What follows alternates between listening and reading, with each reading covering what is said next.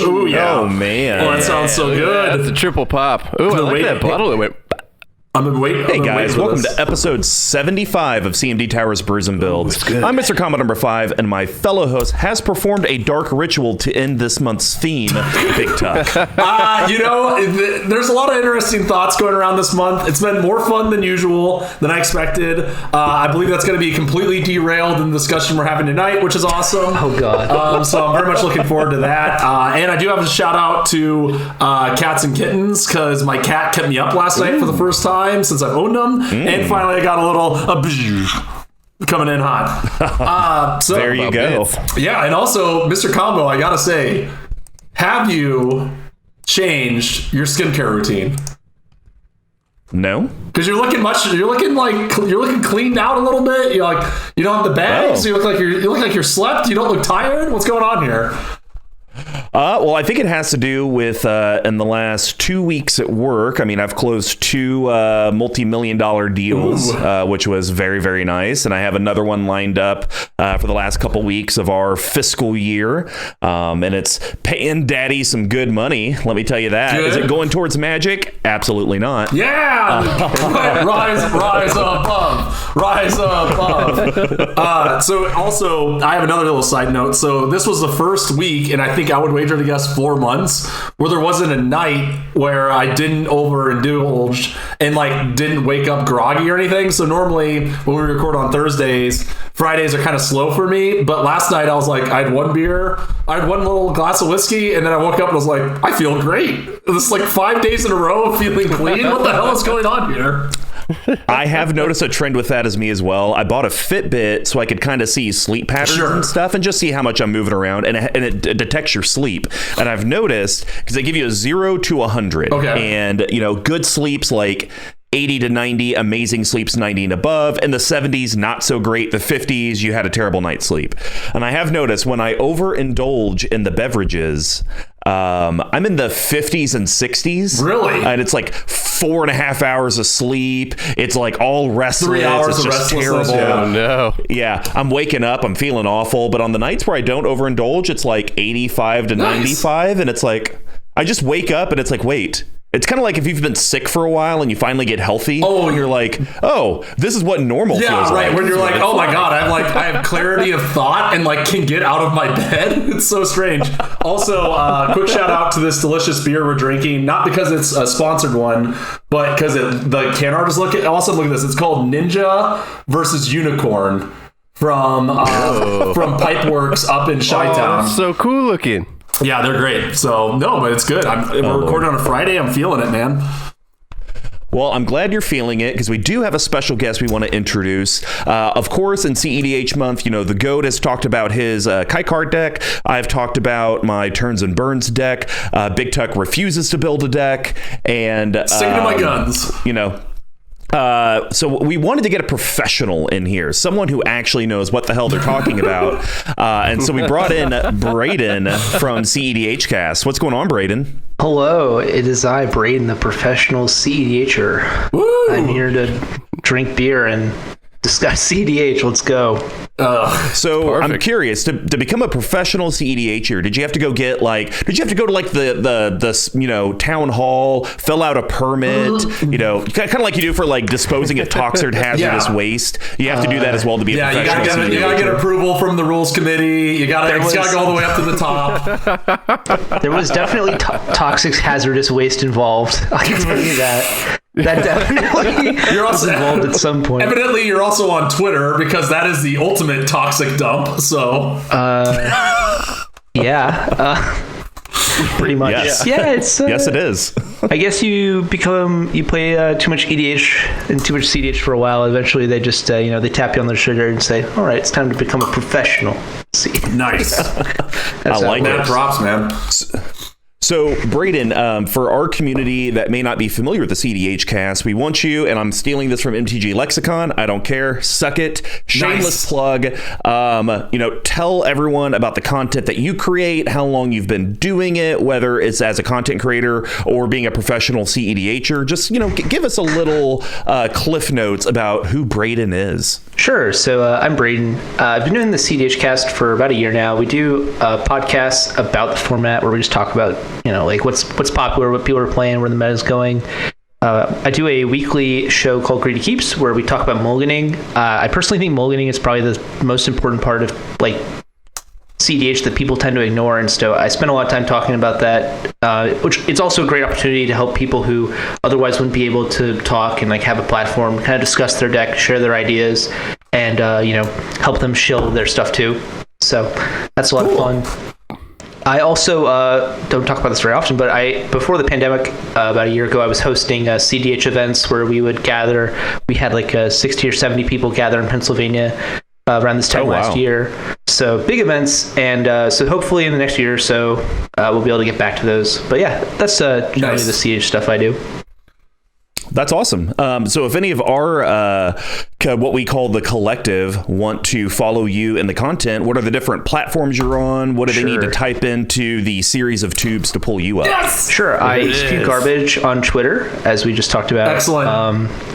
CEDh Cast on Twitter. We're also on YouTube, CEDh Cast. When we do the more podcast-focused episodes, we post them on SoundCloud, and they're on Spotify and the like. Sure. And our Greedy Keeps is on YouTube every week.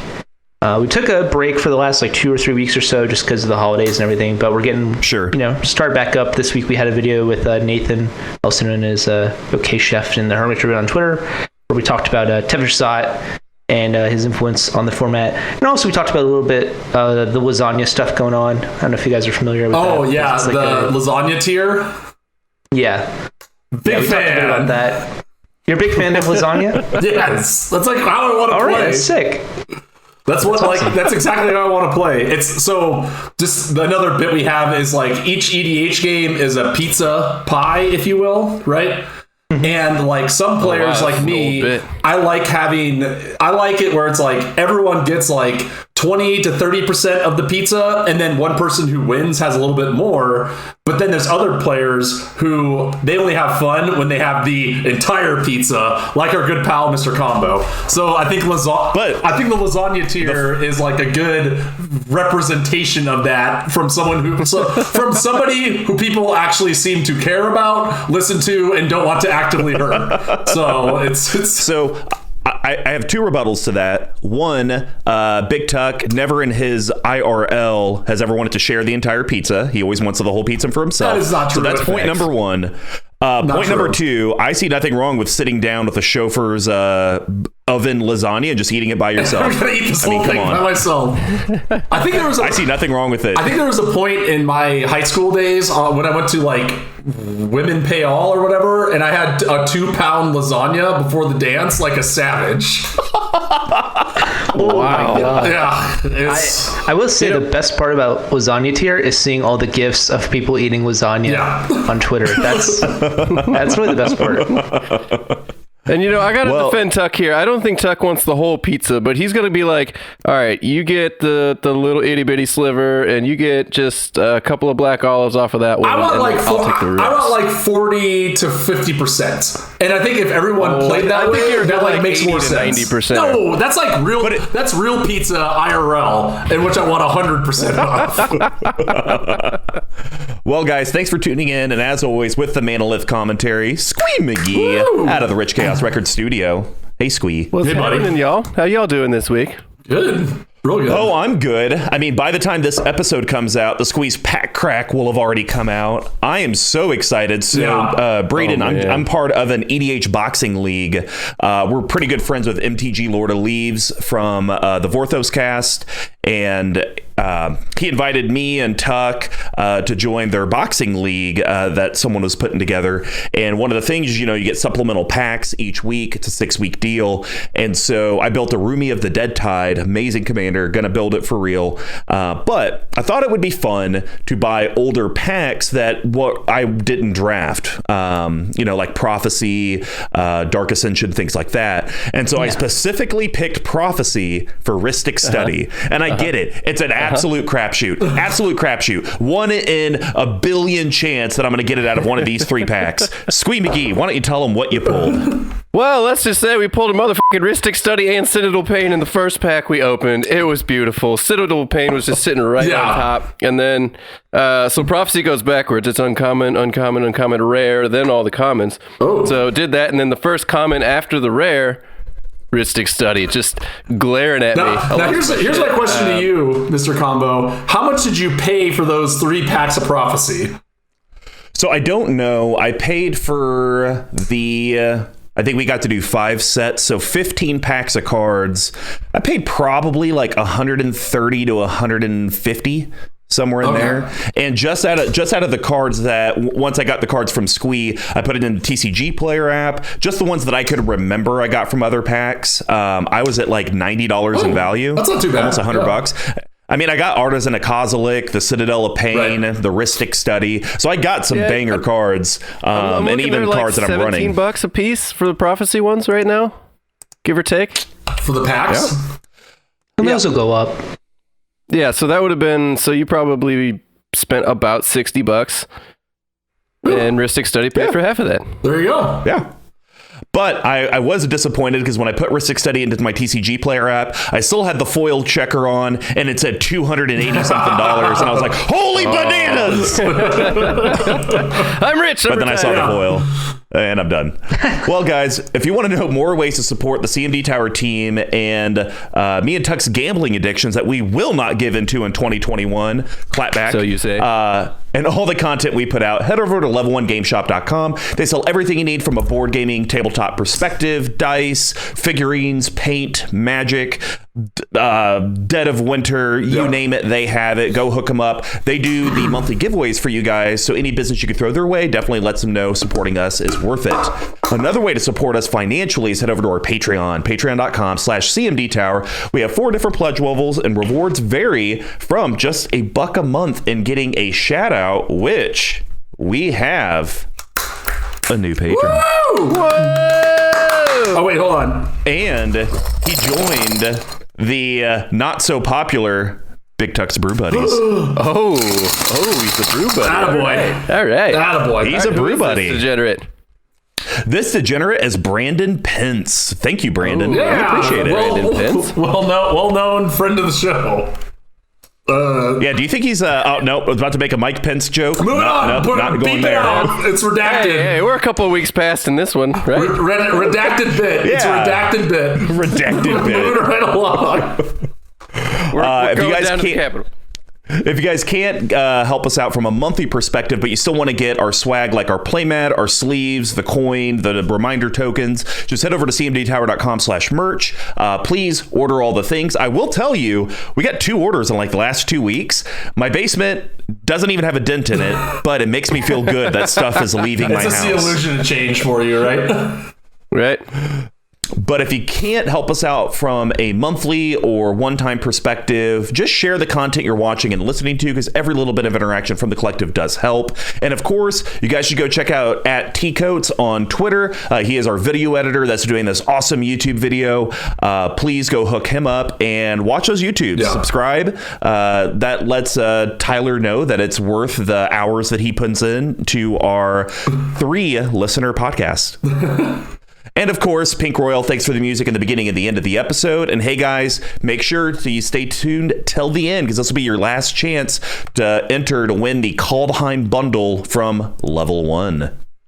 So Brews and Builds is our deck tech series. Since we conquered the path to 32, we have moved on to the endless themes that EDH can bring us. Each month will be a new theme, and we correlate how these decks are constructed similar to how a beer is brewed. So we broke it down into 4 different categories. The first one's ramp and setting your board state. That's grains. Yes, and grains are the foundation of every beer. They include both base malts and specialty malts, usually about a 60-40 ratio. This helps with the color, the taste, and most importantly, the alcohol content of a beer. Decks always need ways to grow, stabilize, and ramp into your bigger threats, and just like a grain profile, they're usually a mix of staples and specialty cards. And then the next is to be, how does your board interact with all of your opponents? We call that hops. And hops give the beer its patented bitterness and herbal floral flavors. They grow in a variety of strands and help distinguish subcategories like IPAs. Our hop choices help clear and interact with the board so your deck can ultimately do what it wants. And then, something that this month, if you weren't familiar with it, you'd think there'd be a bunch of different ways to win the game. But really, you want a super focused strategy to win the game. We call that yeast. Yes, and yeast are living microorganisms that eat the sugar from the grain and poop out alcohol and CO2. It adds alcohol content in the carbonation. Without yeast, you'd be drinking flat sugar water. And without yeast cards, your deck wouldn't meet the goal of actually winning the game. And then we have shenanigans, which it's so exciting. Braden actually brought the hammer with this section, unlike myself. I had 0. The goat had 1. We got 9 here. It's fantastic. Yes. Right. Just weird cards that could be in the deck that kind of fit the strategy, maybe don't, maybe are a little loose. We call that the spice package. Yes, and not every beer has them, but spices and other additives help separate a normal stock beer from a specialty one. It could be the pepper that turns a stout into Jalapeno stout, in addition to hops that turn IPA into a double IPA, like this one I'm enjoying right now. Not every deck has something that makes it pop, but if it does, is where we generally talk about it. And then to cap off the episode, we have redundancy. We got the bottle capping. This is going to be Big Tuck's, Braden's, and I's cuts and adds to the deck. They're going to be under $5, under $50, and a no budget recommendation. Break out that 401k. I'm also going to just insert this here. It's gonna be a rough bottle capping on this end of things. So just be ready. I think I have some cool stuff. I can probably think of some stuff. We'll see. The only restriction is we can't talk about mana only lands, which I didn't even look at the mana base. I just assumed it's optimized to the nth degree because that's what CEDh does. But hey, let's get brewing. We are rounding out our CEDh month in January with the CEDh cast, Braden's Corvold Treasure Storm. So, Braden, Corvold Treasure Storm. I'm going to be honest. I looked at the deck before I called Tuck, soaked it in for a good hour and a half, and it's like I see a couple lines, but then I'm just like, what are we trying to do?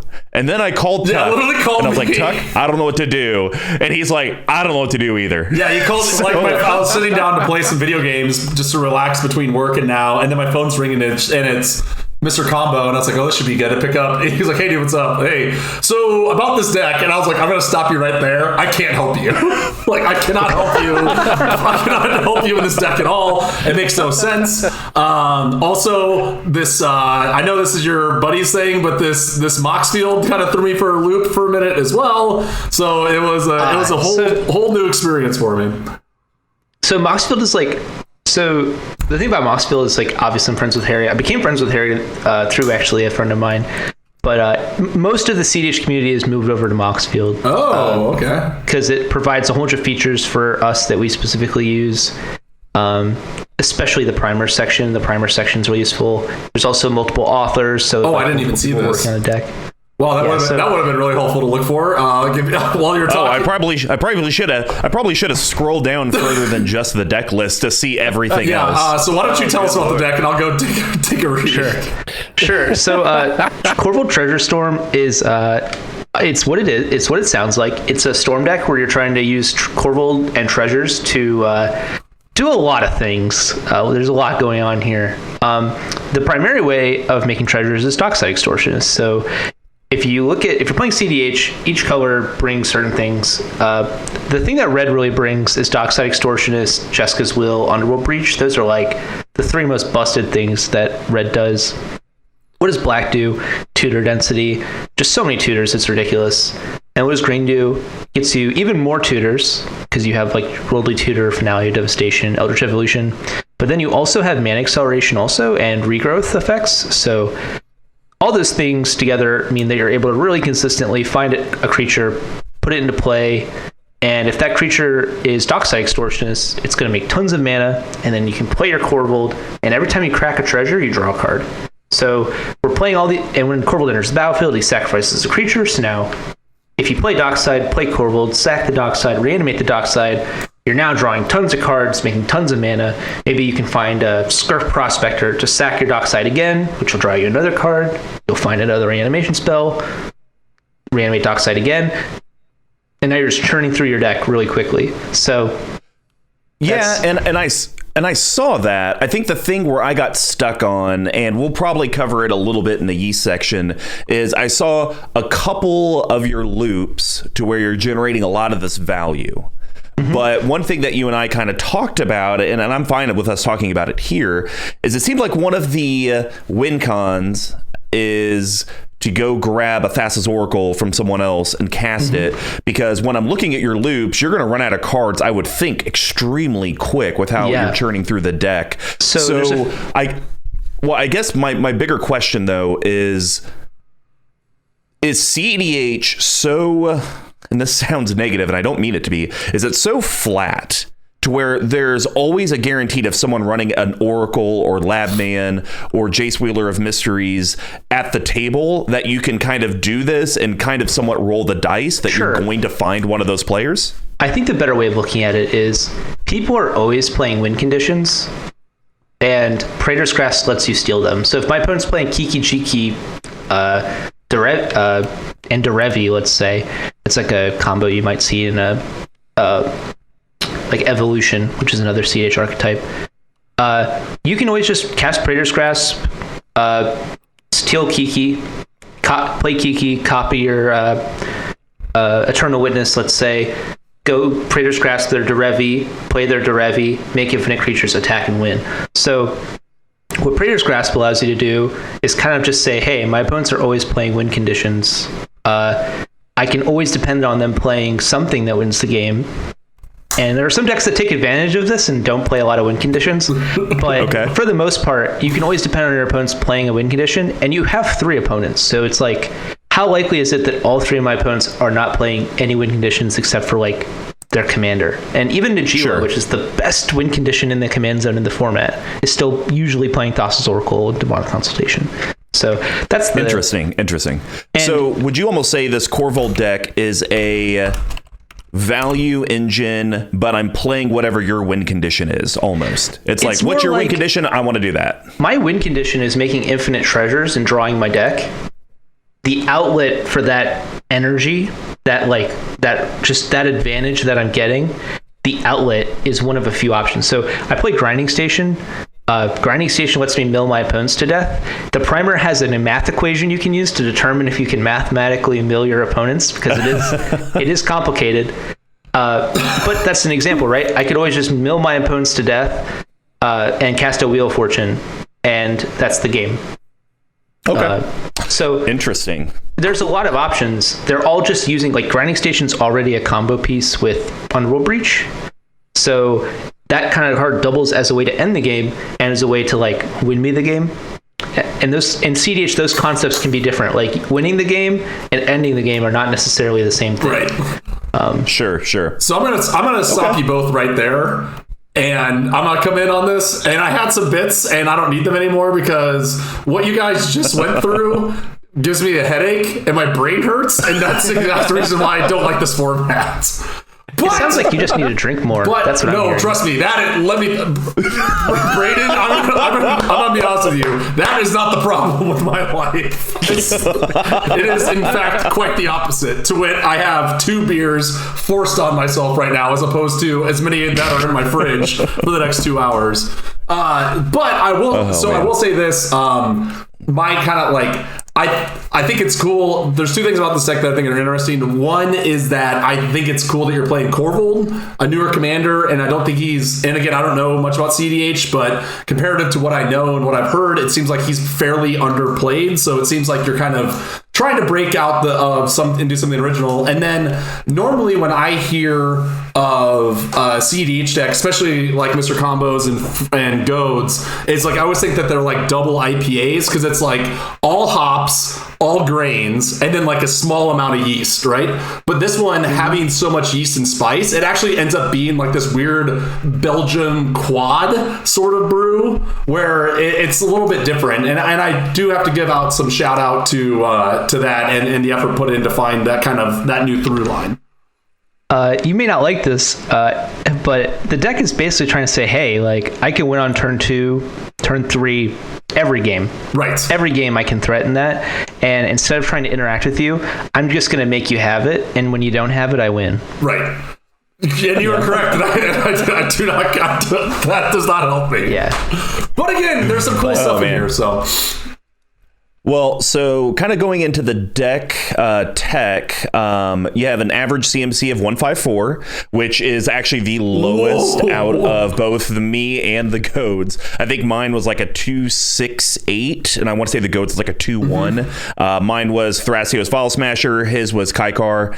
But I actually think with the line of play you're trying to do, especially with one of the cards that's in your yeast section, you kind of have to have that low CMC. And I've noticed that with decks that are trying to go through their library as quick as possible through whatever means possible they have, they're trying to do it with low CMC stuff so they don't take as much damage potentially, or they can at least dump what they have in their hand onto the battlefield so they don't lose a lot of value. So I think it actually makes a ton of sense having such a low curve, because I'd have to imagine once you have your mana, you probably don't have much of a hand. It's just kind of like you're vomiting stuff out, constantly drawing through your deck, getting more things, trying to draw more to get to your path. The most common board state in this deck is on turn 2, you've tutored up your dockside, you've played your dockside, you've cast a ton of rituals, you've made all this mana, you play Corvold, maybe you have 1 or 2 treasures left, maybe 1 or 2 cards in hand, and you sack dockside.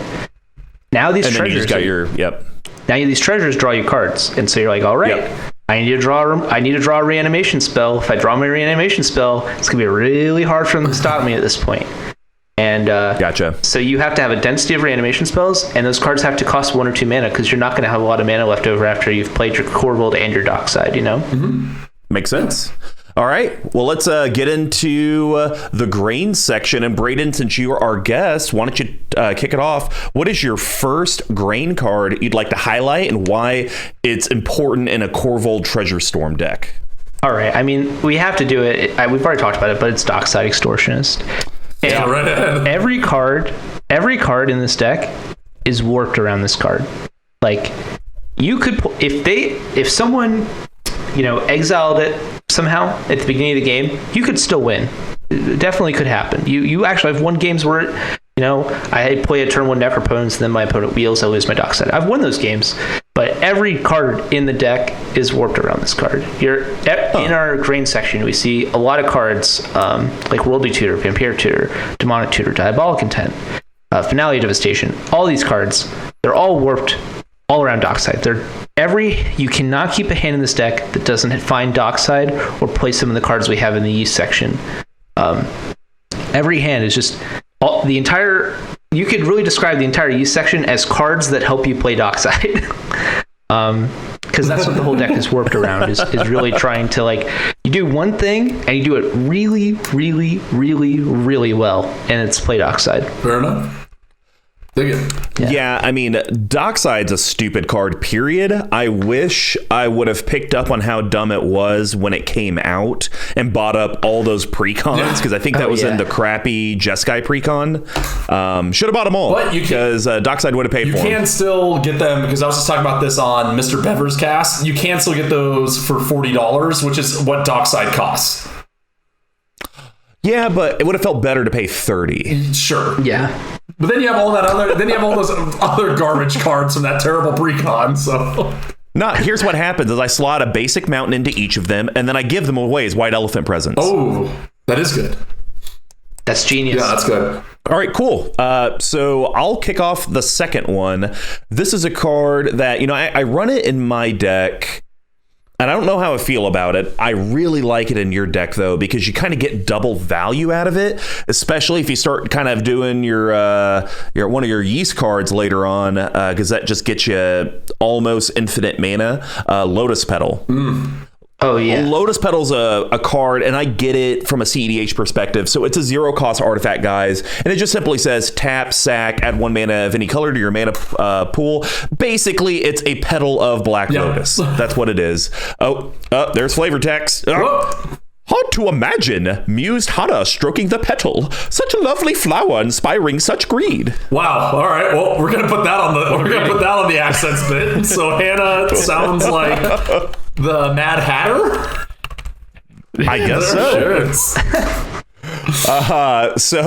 I love it in this deck because like you've kind of gone through your plays. It could be Corvold comes out, you sack your dockside, you draw your card. It's Lotus Petal. Well, that's another card draw right there. Let me play it, float a mana, get to my next card. This is a great dig engine. And I like that it's a 0-drop because you don't feel compelled like you do in a traditional EDH game. And I guess it may be a little bit CEDH where, I have a Soul Ring and I got 1 open mana. I kind of feel like I need to spend it and get the Soul Ring out now. This being a 0, you can just kind of keep it in your hand. And yeah, you kind of risk it in case someone wheels you or they Jataxi and probe you. But I don't think anyone's going to care that you have Lotus Petal that much in your hand. Yeah, and if you think about it, right, we're playing a card that makes Lotus Petals, and our entire deck is built around that. So yeah, it's pretty good. Playing another Lotus Petals, it's probably pretty good. Yeah. All right, Tuck, what's your first card? This is one of my favorite cards ever printed, and usually it comes with a downside, and many people refer to it as the Red Entomb, but here it doesn't really seem like there's a downside to it, as discussed. So gamble for the money and for the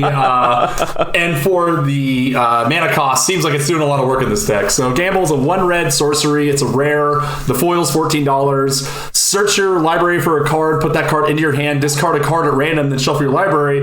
Very interesting. Stuff and sundries and munitions. Breaches. The new pirate. Gunner of the Belligerent.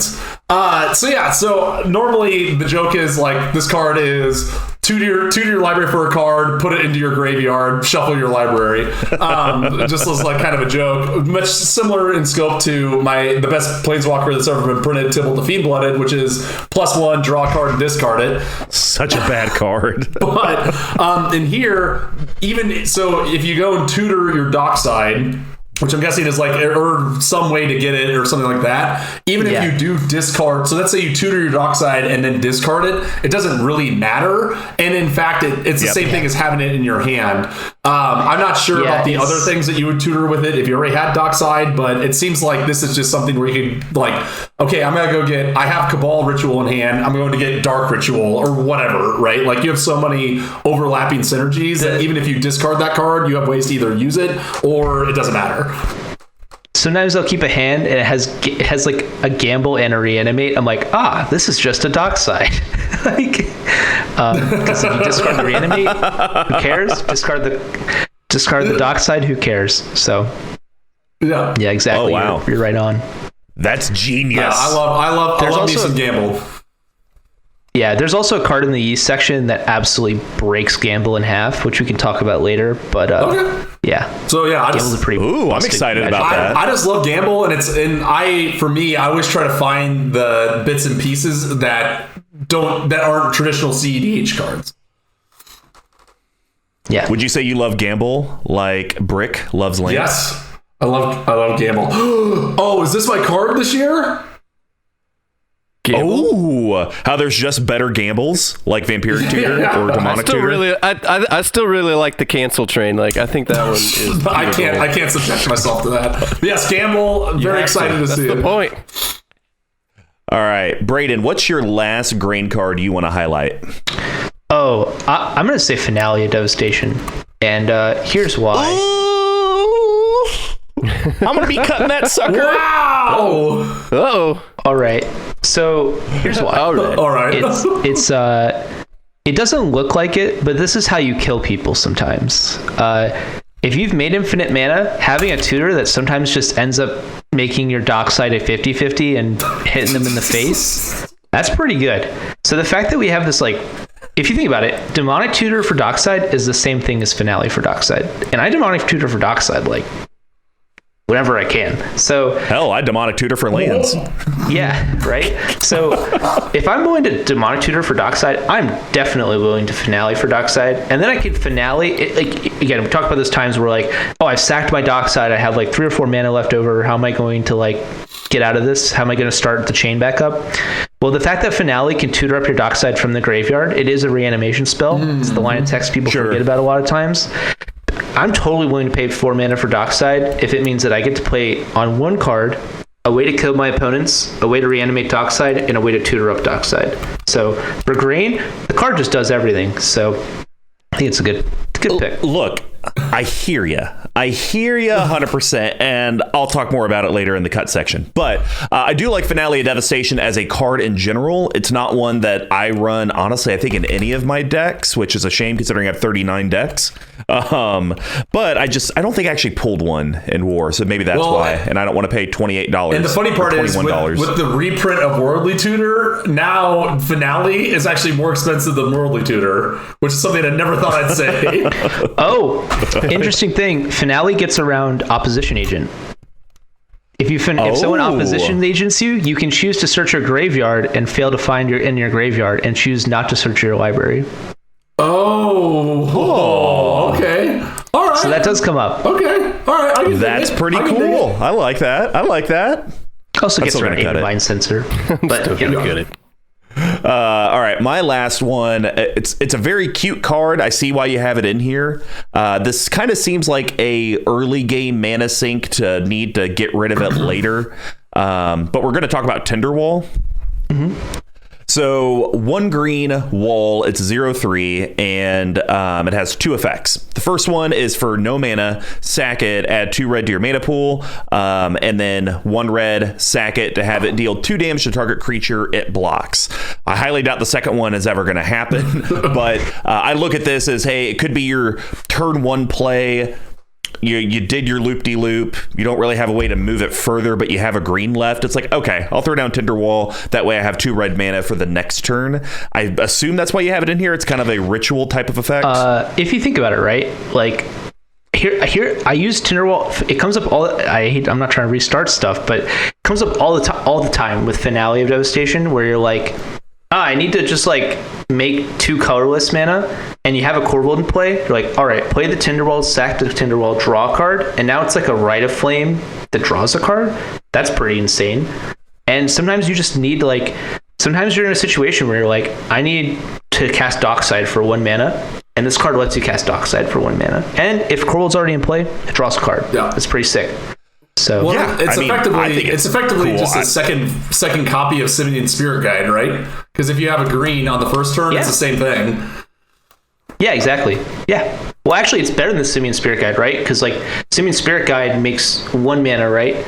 If you play this on turn 1 and on turn 2, you that's why I was mentioning with Finale Devastation is like you play this on turn 1, turn 2, you make 2 with your lands, then you crack it for 2 mana. Now you have your Dockside, yeah. Yeah, now you've got your Dockside. So it actually, because you can play it out on turn 1, you can then use it on turn 2 to have 4 mana. Or if, let's say, you had a Jeweled Lotus, and so your mana was like super awkward, you just like in casting Corvold and Dockside on the same turn, you can use it to like cast your Dockside then your Corvold, or cast Corvold then your Dockside. So it does it. And it draws a card off of Corvold. So sometimes when you're just storming off and you're like, all right, sack treasure for a red. All right, sack treasure for green. All right.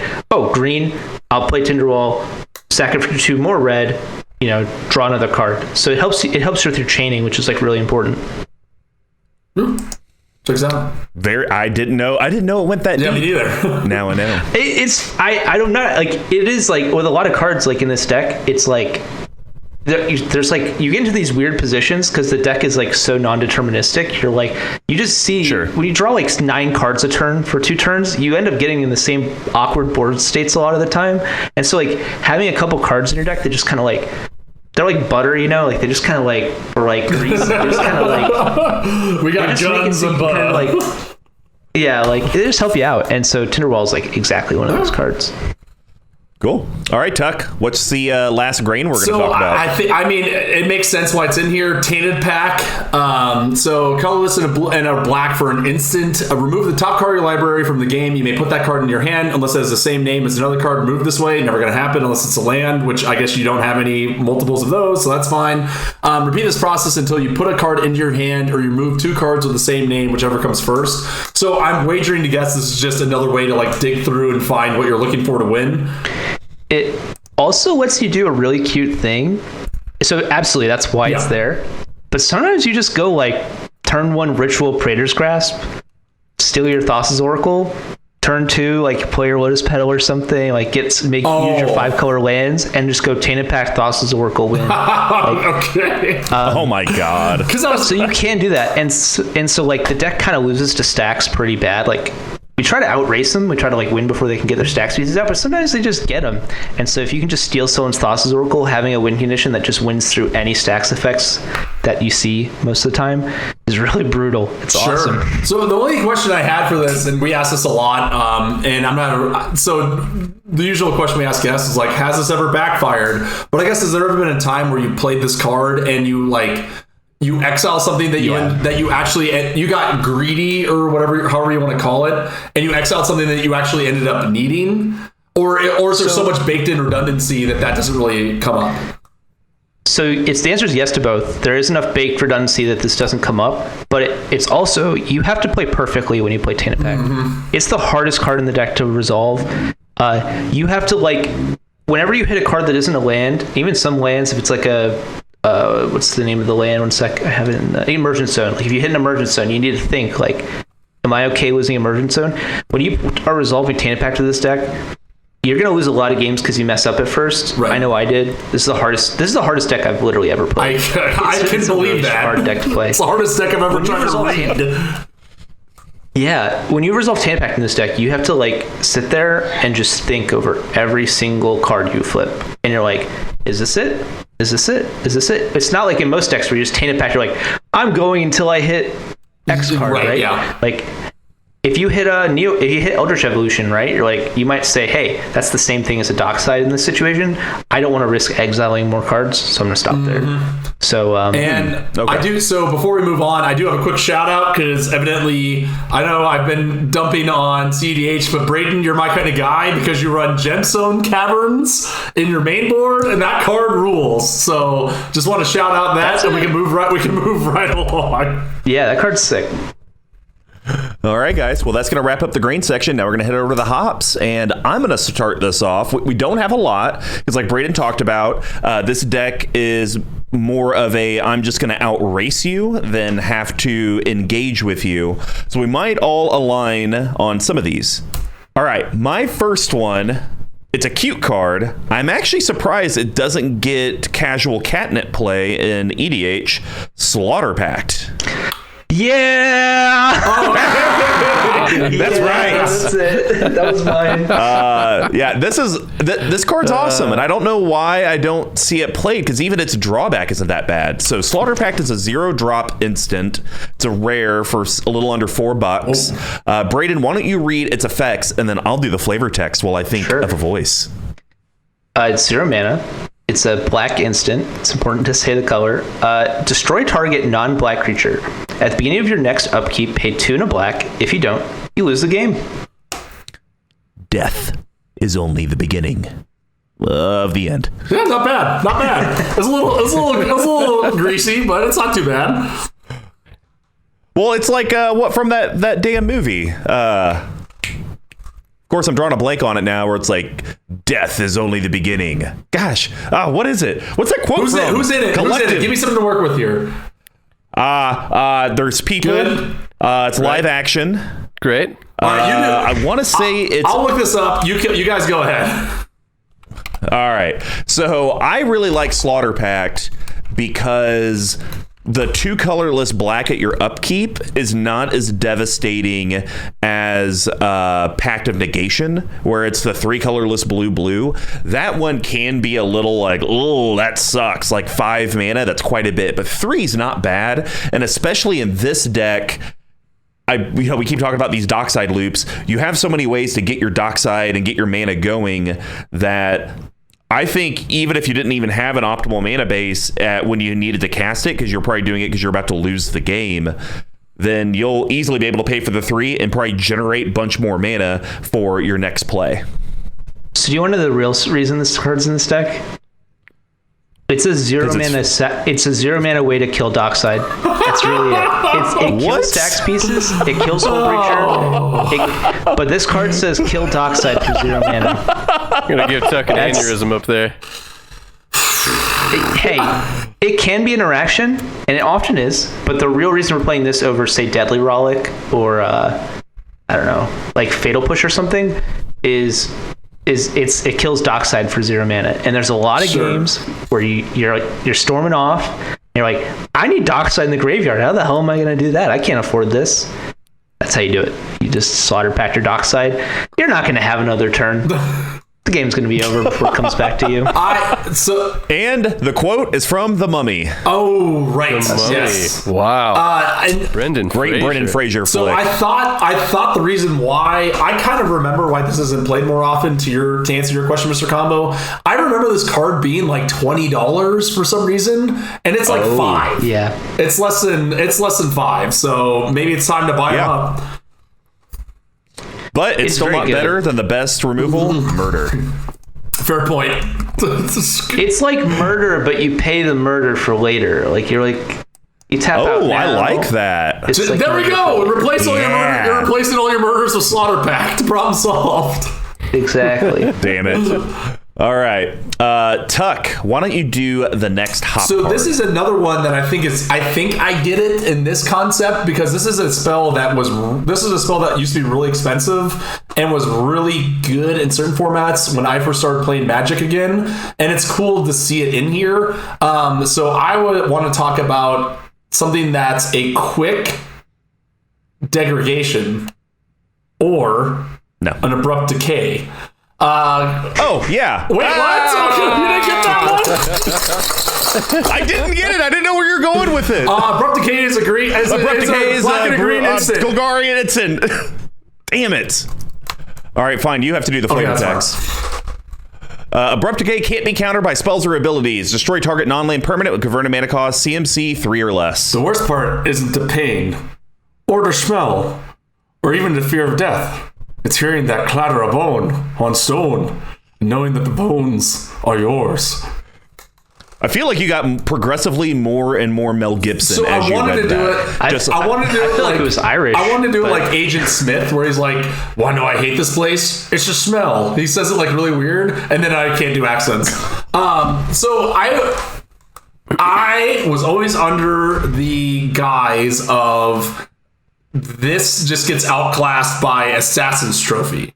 But I'm wagering why it's important in here, and especially with this deck. To kill dockside. Yes, right. It can kill dockside. It has done that. And I absolutely abrupt-decayed my dockside, but sure. Well, that it can't be countered, which most decks in blue are running every single version of Force of Will or whatever, Pact of Negation or any of that stuff. And I don't play in the CEDH community, but looking at this deck list, and you have one card that's over, like if you had a mirror match, then the game would be, you could target literally anything in their deck. Whereas in normal kitchen table CEDH, the more strong spells are much higher than 3. Yeah, I do think it's important though. I think you can still play Abrupt Decay in casual. It just isn't nearly as good. Like a lot of people play Ristic Study, Mm-hmm. Yeah, good point. A lot of people play, like Waste Knots and other things like that. So, but yeah, I definitely agree. I think it's way better in CDH. It's not even close. Assassin's Trophy is definitely better in casual. 100%. Yeah. All right, Braden, what's your last hop? I'm going to go with Nature's Claim. Oof. And here's why. Nature's Claim has some really cool... It can't kill dockside. What the hell? Oh, is that what you think? Oh, no. Oh my God. Kill me. Have you read the cards Animate Dead and Necromancy? Oh my God. Also, it blows up your Necropotence, which is actually kind of important. Sometimes, like, when you're playing a card like Necropotence, you just need to blow it up, and Nature's Claim hits it. It also blows up, like, your opponent's Ristic Studies, their Mystic Remores, their Rule of Laws. It's only 1 mana, and it gains you 4 life, which is like, not 4 life. It doesn't gain you 4 life, but if you hit your own stuff, it gains you 4 life. But the 4 life is... Look, I'm all for Nature's Claim. I love it. It just seems like all the cards, it's like, well, that kills dockside, or that gets rid of, or that tutors dockside, or you know what, that gives dockside a over-under and gets the undercarriage clean, so he can do some more treasure stuff. If you think about it, the entire deck is warped around dockside. Yeah. Every card choice, you have to have, like, if you play a card, you have to ask yourself, like, what does this do with Dockside Extortionist or other cards that are doing things to Dockside Extortionist? So that's just why. Oh, well, I'm about to throw a wrench into this with my last yeast, and I know why you play it, but it's interesting, and it's interesting. Or I'm sorry, my last hop, which is interesting that you bring that up, right? Because you have two cards in here, both of which are some of my favorites. And I went with this one because it's older, I think. So Red Elemental Blast or Pyroblast. So I'm sure. Wait. Okay. So first off, it's 1 red. It's an instant. It can counter a blue spell or destroy a blue card in play. So I get why you play it because they're awesome. B, I guarantee 75% of your matchups, the other 3 decks are all going to have blue in some variety, if not more. You're never gonna play a game where there's no blue colors. Yeah, it'll just never. I totally agree with that, and I love this card. I run it in almost every red deck that I could put it in because it's like Rift, Expropriate, Time Stretch, any of that stuff, and casual things. But tell me, can this kill a dockside? Is it possible? No. How do you do it? I can't lie to you. I was gonna say there could be. Well, okay. What if it's like someone? What if someone plays like Phantasmal Image on your dockside? I was gonna say that. That's exactly what I was gonna say. I was saying if you reanimate your opponent's Phantasmal Image to copy your dockside, you can then Red Elemental Blast. I think, or no, it's Pyroblast. You can Pyroblast your opponent's Phantasmal Image that you stole. That's the only way. Yes. I think. Okay. Maybe. So you can do it, is what you're saying. But there we go. I love it. But I just love how there's 2 copies of this spell and you have them both in here. So I'm a big fan of these, and I think they need to be played more. They're busted. Yeah, they're really good. Every time you destroy a commander for 1 mana that's 5 mana that's blue, or a Niv Mizzet, when you Pyroblast a Niv Mizzet, you're like, this should not be allowed. This should be illegal. I should be allowed to do this. It feels great. Feels great. Yeah. All right. Well, that's going to wrap up the hop section. Now we're going to head over to the yeast. And Tuck, I'll actually have you start this section. There's lots of options. What are you going to start with? Well, I kind of wanted to change mine, but I think the issue is that now that we've gone through and talked about what we're trying to do, I think literally every single card in here except for 2 accomplishes kind of the same thing. So I wanted to bring up Agadeem's Awakening. Just as I think it's a really cool card just in general. But for starters, it's a mythic that is from brand new Zendikar. It's X triple black. It's a rare. It's a mythic. Return from your graveyard to the battlefield any number of target creature cards that each have different converted cost X or less. Now is the death hour, just before dawn. Wake, sleepers, and haunt the living. Vivian, Witch Vessel, and then I think the other side is a land that comes into play. He did have his glasses on and still can't see what he's looking at. The flip side of it is Swamp that you got to pay 3 for, right? Non-basic, is that right? Yeah. So. Yep. I think it's really cool. So I understand how this works with dockside. I think we've even mentioned this before. You're gonna pay 5 mana, bring it back. But do you think, as a CEDH person, I know there's a handful of these that are seen play. Do you see that do you feel that besides this and Valakut, for example, do you feel like there's other modal cards that can fill that gap of either playing a land or actually doing something that will actually see more play in CEDH? Yeah, I forget the name, but there's a few Corvold players who are playing another one of these. It's a 1 mana instant that says when target creature dies this turn, return to the battlefield under control, you lose 2 life. Yes. And then it's not a swamp, but it's a tap land that taps for black on the other end. Yeah. There's a few people playing that one too. I'm sure you can imagine why we'd play a card like that. There's also a few decks, I think Winota, almost every Stacks deck plays the white one, the white mythic that makes 4/4 angels. Yeah. For kind of obvious reasons, you're slowing down the game, having a land that makes angels is pretty sick. I believe Winota plays the red one that deals X damage distributed. Okay. I think in general, unless they're broken, they're not good enough for CEDH. Thankfully, Agadeem's Awakening is absolutely broken. It's totally busted. Which explains its price tag at $14. Yeah, I don't know if you guys noticed, but there's an infinite combo with Agadeem's Awakening in this deck. Did you see that? No. So if you have an Eternal Witness, a Viscera Seer, and a Dockside, and your Dockside makes 6, or if you can also get back a what's the name of the card? Scurf Prospector. So if you already have a Scurf Prospector in play, it'll cost 5, make 5 treasures. It's 6 otherwise. What you can do is you sack, you have Eternal Witness, Viscera Seer, and Dockside in the graveyard. You Agadeem's Awakening for 3. You get back Eternal Witness, Dockside, Viscera Seer. Now your Eternal Witness gets back your Agadeem's Awakening. And if your Dockside makes 7 or more treasures, you have infinite treasures. If you already have a Corvold in play, you get infinite scry and infinite draw. And, those cards are already pretty broken in this deck. Sure. They're all very powerful. And it's a land. So it's like... That's what we call in the biz a Rube Goldberg machine. And I'm actually here for that sort of stuff. Yes, indeed. It's a little sweaty. I definitely... in this deck, you'll draw like 30 cards in one turn, and you're just looking for a way to like tell people it's over sometimes. Like, the game is over. I've drawn 30 cards in one turn. You're just looking for a way to explain to people that the game is ended, and this is a very common way of explaining it. Honestly, all I'm imagining, and Uncle AJ is going to have to get on the meme train for this, but that SpongeBob meme where it's like, do you understand what I'm saying? Like, I feel like that's deck, but instead of SpongeBob, it's Corvold, and it's like Agadeem's Awakening. I've drawn 30 cards, and it's like, I've won the game. Do I have to explain it? Yeah, that's regrettably, you're absolutely correct. I hate to tell you, but yeah, that's it. All right, Braden. Well, what's your first Yeast card? I'm going to go with Necropotence. Oof, so good. So, powerful magic card, sure. But I'd like to explain a game I played yesterday, and maybe this will give you some perspective. Yeah. Turn 1, I played a Soul Ring, I believe. Turn 2, I played a land and a Mox Diamond. I cast Dark Ritual, casting Necropotence.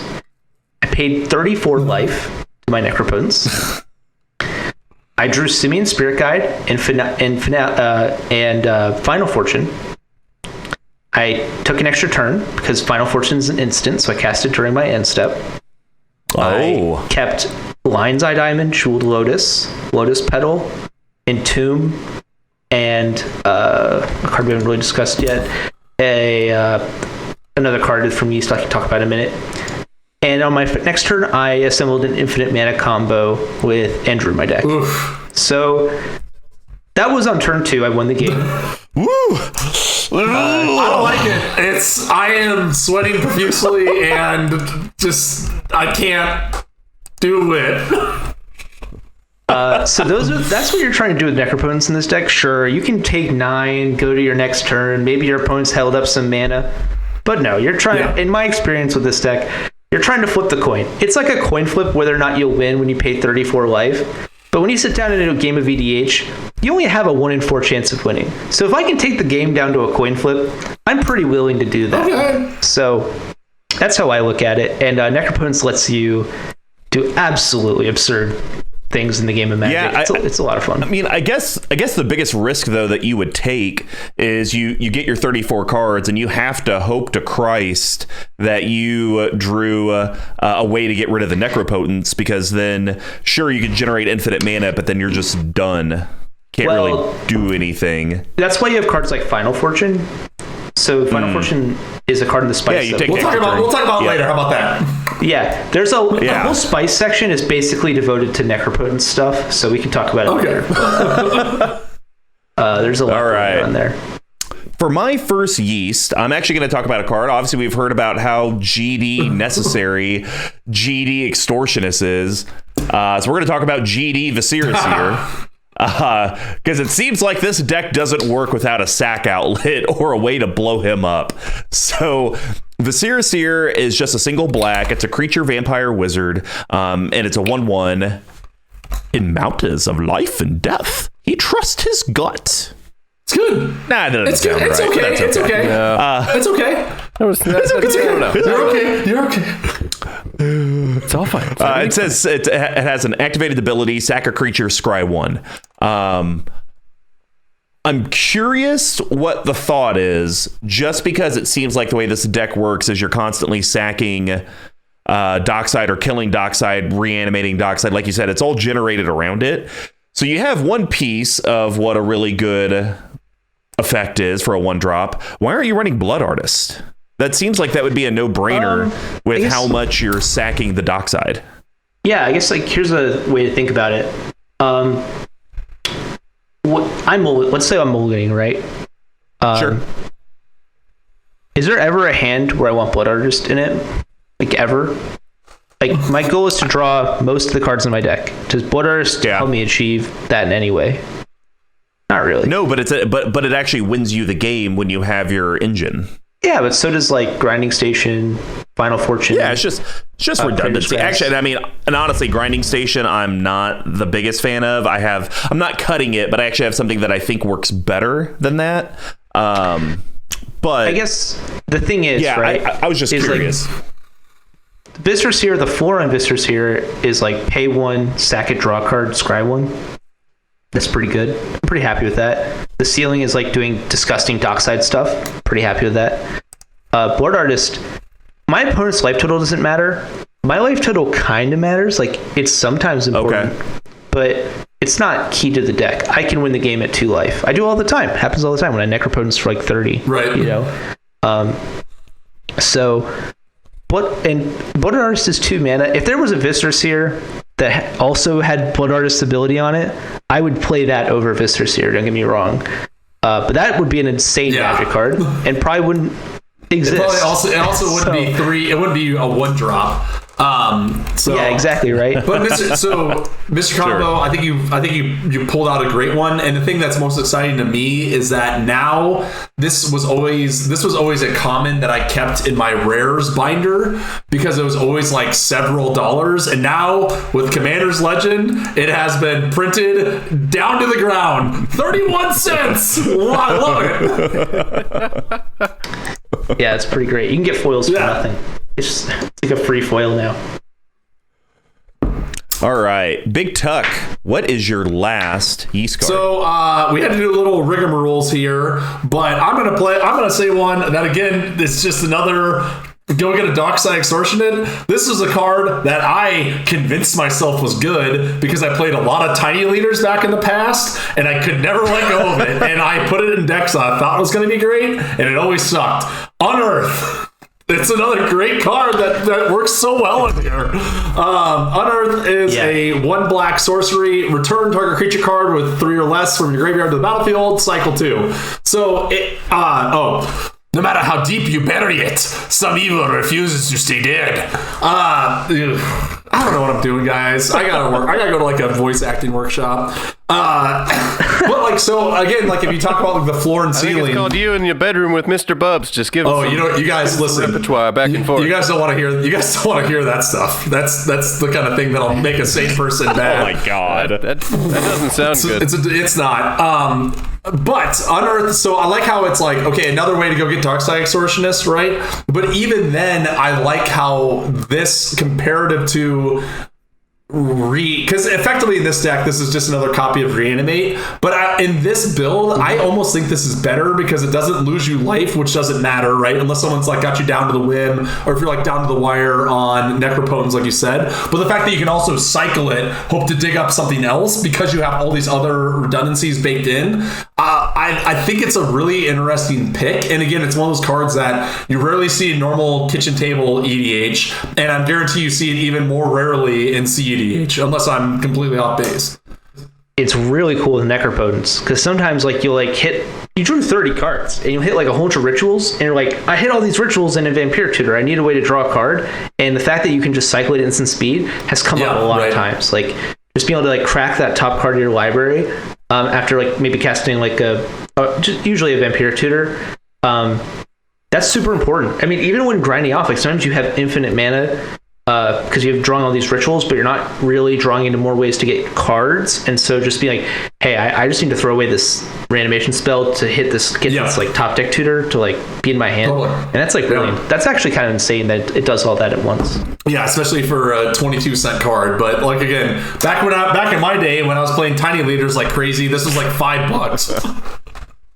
So the last card I want to cover is Underworld Breach. The breaches. This card's absolutely just absurd. If you don't think it's better than Yawgmoth's Swill, you should really try this deck out. It's a lot better than Yawgmoth's Swill. So we have a few combos in the deck, and a lot of those combo pieces are in the Yeast section. So I just want to cover those. The first one's Grinding Station. So Grinding Station lets you sacrifice an artifact to mill 3, and then when an artifact enters the battlefield, you untap it, so you can use that ability again. With a card like any 0-drop lets you mill your deck. Really, it's like exiling your deck, but you get to kind of choose what cards stay in the graveyard, which is kind of insane. But if you have a card like Lotus Petal, that can make mana. I guess Lotus Petal isn't a good example. Like Mox Opal will make mana, Soul Ring will make mana, Mana Crypt will make mana, Mana Vault will make LED. mana. LED you have to sack, so you can't really do that. But a thing with LED that you can do is, because you have a Corvold in play, every time you're activating Grinding Station, you're drawing a card. So you can, for example, mill yourself for 3 over and over again, keep drawing cards, then play the LED from your graveyard, sack it to discard all the cards you've drawn, and now you're actually card positive in the graveyard, which is a super important thing to do when you're storming off with Underworld Breach, is to get that advantage. So now you can like cast your counter spells to protect yourself, or cast Praetor's Grasp a couple times to steal like the whole set of win conditions your opponents are playing. Additionally, we have Stitcher Supplier and Culling the Weak, which is another Underworld Breach combo. When Stitcher Supplier enters or leaves the battlefield, you mill yourself for 3. Culling the Weak is a 1-mana instant that's a sacrifice creature, make 4 mana. Culling the Weak's absolutely busted, by the way, just outside of this combo. Right. It's really great here. So you can... Basically, it's card neutral completely, but if you have enough cards in your graveyard, you can start like sculpting your graveyard. And so that, let's say... you have like 30 cards, not 30, but like 12 cards in your graveyard. You have no library anymore. And now you can cast Praetor's Grasp, steal the Thassa's Oracle, cast Praetor's Grasp, steal like a free counter spell, let's say a Pact of Negation. And then you just win right there. So, and again, every time you sack something, you're going to draw a card off Corvold. So you're going to be drawing cards through this entire process. So it's absolutely absurd. Underworld Breach is just nuts. It's insane. Just nuts. Well, I guess the biggest thing that I worry about with Underworld Breach and what your deck's trying to do is, has there ever been a time that it's backfired? Old bits. I worry about the escape, having to exile 3 cards every time you're doing it. That seems like eventually that's going to catch up to you. Has it ever caught up to you before? It's usually more like when you play a card with Underworld Breach, before you cast it, you need to look at your graveyard and say, like, if I had an Underworld Breach in play right now, could I win? And if you can answer that question accurately, it's not a problem. Sometimes you're playing a manual Storm deck and you're like, I have like an 80% chance of winning here. And then you just have to calculate, like, is this the line with the highest chance of winning? The whole point of playing a manual Storm deck is you're just trying to always optimize the percentage points. Like with the Necropotence example, I said, this is a 50-50 shot. Do I win? Do I have a better chance if I don't play super aggressively here? No? All right, then I go for the 50-50 coin flip. With Underworld Breach, I have like an 80-90% chance of winning here because there's already... like if there's a gamble in your graveyard and you play an Underworld Breach, that's game. You just cast Gamble. You don't care at all where the card goes because you just play it out of the graveyard again. That's when I said Gamble's broken with the card in Yeast section. This is the card. You just gamble for whatever you need. If you discard it, okay, play it again. If you don't discard it, you win. And with Grinding Station being being card positive, mana positive, there's not a lot of risk here. You're just like, all right, I have 6 cards in my graveyard. I'm going to draw a card every time I do this. Eventually, I'm going to draw a Lotus Petal. Eventually, I'm going to find an Unearth, right? So I can start filling my cards with my graveyard up so I don't have to worry about this problem. You don't need any cards in your library to win the game, right? There's no rule that says I have to have 40 life. I have to have 2 cards in hand. I have to have, those aren't rules of the game. You can win the game with no cards at hand, no mana floating, and a Thassa's Oracle triggered on the stack. Interesting. So, yeah. I mean, I saw the path with the Grinding Station. It was just more of a, I guess Lotus Petal, I mean, you're going to be card neutral in your graveyard because you'll be milling 3, breaching for 3 to get it back out. So it's not really unlimited mana. It's probably more in the 5 to 10 mana range, I would bet. Maybe 15. Well, it's sure. How many cards are in my library divided by 3? So if there's 60 cards left in your library, you're making 20 mana. Yeah. 20 mana, it's more than enough you need to win, right? The real thing is like the real broken stuff gets when you have a dockside, because with Grinding Station, it has an untap trigger whenever an artifact enters the battlefield, right? So if you play dockside, you get 6 artifacts. You'll have 6 untap triggers. So you can respond to the first one, sack a treasure, mill yourself for 3. Just untap. Respond to the next one. And now you just milled yourself for like 18, right? Now you're not card positive, but you probably just found a 0 mana rot, right? So now you're like, have all these cards in the graveyard, you have all this mana that you can use with dockside, because you probably found a way to sack dockside in those 18 cards too, right? So that's what the deck is about. You're just trying to get all this advantage, and you're trying to get over this hump, over this like hill. And once you get over it, it's really hard to lose once you're over that hill. And all of the cards in the grain section, the yeast section, are trying to work together to get over that hill. Gotcha. All right. Well, my last yeast is a card that can go infinite with dockside as long as you have a sack outlet. I normally wouldn't be a big fan of this card, but I think Corpse Dance is pretty damn cool. Corpse Dance is awesome. 2 colorless black from Tempest. It's an instant, and it does have buyback for 2 colorless. So basically, you could pay 5 total mana. When the spell resolves, it goes back to your hand, and it says, put the top creature card from your graveyard into play. That creature is unaffected by summoning sickness. Remove or basically exile the creature at the end step. So I see this as a card as, okay, well, do I have my Viscera Seer or some way to kill my dockside? Yes.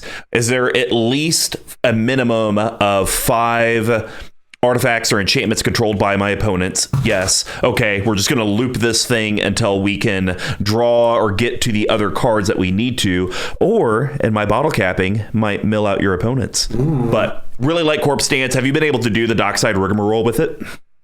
A million times, yeah. A really cool thing about it is, I think if you look at the cards right in this deck, we're playing a ton of cards that just make mana, right? We're playing Simian Spirit Guide, we're playing Soul Ring, we're playing Mana Vault, right? Even if you're not mana neutral, because of Corvold, every time you sack a treasure and sack dockside, because you, assuming you have the Viscera here, Script Prospector already, you're drawing cards, right? So let's say my dockside makes 4 treasures. I have a Viscera here in play, right? I reanimate my dockside for 5. I draw 5 cards because I sack dockside to sack 4 treasures, floating all this mana. I exile Assuming Spirit Guide. All right, I get to roll the dice again, right? All right, I hit a Mana Vault. Now I get to roll the dice 2 more times. I hit a Soul Ring. I get another roll. I hit a Mana Crypt. Oh, that's 2 more rolls. Hit a Lotus Petal. That's 1 more roll. And this entire time, you don't have infinite mana, but you're basically saying like, I just need to hit. If I do this enough times, eventually I'll find, let's say, a Wishclaw Talisman. Wishclaw Talisman lets me give my opponent an artifact. Okay, now I do that. Oh, I found a Script Prospector. Now I replace my Viscera Seer with a Script Prospector. Now the combo costs 1 less because the Script Prospector sacks dockside for 1 mana. So yeah, this card's kind of insane. Also, it's an instant. Right. So I mentioned Necropotent stuff. You can make infinite mana during the end step, or even if you discard your dockside to Necropotence, you'll get priority during your cleanup, which is never supposed to happen. That usually doesn't happen. And you can even get priority during your cleanup and start drawing cards and try to storm off during your cleanup step, which is insane. So I have a question about that, though, because technically with Necropotence, the dockside would actually never hit the graveyard because it's a replace. But it's a replacement effect. It does. Remove that card from the game instead. It's not a replacement effect. It's not. Are you looking at the I'm looking at your card. Dual deck. So the Gather. Yeah. Oh. The dual deck says that. That's incorrect. It's the Gatherer text actually says it's a trigger that goes in the stack during cleanup, which is wild. There's not a lot of cards that do that. It's a common problem in Gitrog. You get cleanup step triggers, but so because of that. Because the trigger goes on the stack during cleanup, you'll actually get priority. And as long as you respond to the last trigger, I mean, as long as you're on top of a trigger, you'll have priority. And you'll be able to continue doing whatever you want to do in response. So, let's say I have a Corvold in play. I discard my dockside to my maximum hand size. I get the trigger. I start comboing off because I already have a Viscera Seer in play. Or hell, if I have enough mana, I can even just reanimate the Viscera Seer and then reanimate the dockside. But I start going off, I draw my deck, I hit crop rotation, I crop rotation for Emergent Zone, crack Emergent Zone. Now I can start casting any spell in my deck in instant speed, cast my Praetor's Grasp, steal my opponent's Thassa's Oracle, again in my cleanup step, put the Thassa's Oracle trigger on the stack, again at instant speed during my cleanup step and win the game. So yeah, this is my nightmare. This is my nightmare that we're just going to be going through for the last 10 minutes. There's that scene in Austin Powers, like, oh no, Golden Curls. But if I was me in the past and I was here, and then now this is when I look to the camera and say, you know what? When you play Commander, just enjoy it. Don't think about it too much. Well, with that being said, we're gonna close out the Yeast section and head over to the Spice. And Braden. I'll go first. Nope, you're not going out of turn. Already. Braden, you go first. Okay, great. Gosh. Okay, so there's so many good options here. I think I'm going to do crop rotation. So crop rotation is a green instant. It costs 1 green. It's an instant. As an additional cost, you sacrifice a land you control. You search your library for a land, put it onto the battlefield. So I already given a little bit of a teaser here. You can always just find Emergent Zone during your end step after you've resolved a ton of draws and win during your end step. Another thing here, and a lot of people don't see this, and there's a discussion on the CEDh Facebook page about this recently, you can always just find your Ancient Tomb, and then it's just a green Soul Ring. Oh, sure, yeah. That's pretty good. An extra copy of Soul Ring in your deck, that's not much to complain about. Even just like a... that's basically what it is if you find your Ancient Tomb. So there's a lot of times where you keep a hand that goes like turn 1 Crop Rot for Ancient Tomb, tap the Ancient Tomb to play a Fellwar Stone, tap the Fellwar Stone to play a Mana Dork. Now going on your next turn to play another land. Hey, that's a Corvold. So wow, yeah. There's a lot of cool stuff with crop rotation. There's also the times where it's an Ancestral Recall, because what you do is you sack a land, you draw a card, you get a fetch land, then you draw a card. And then you go get your land, which is the 3rd card. So, it's a very powerful card. It has a lot of text. Yeah, I mean, honestly, I was gonna cut Emergent Zone until, and I just didn't realize, because I was looking at the Potence text on Moxfield, that you could respond in cleanup, because I was just like, who really cares about going instant? But it sounds like you can win the game on your cleanup, which is just stupid.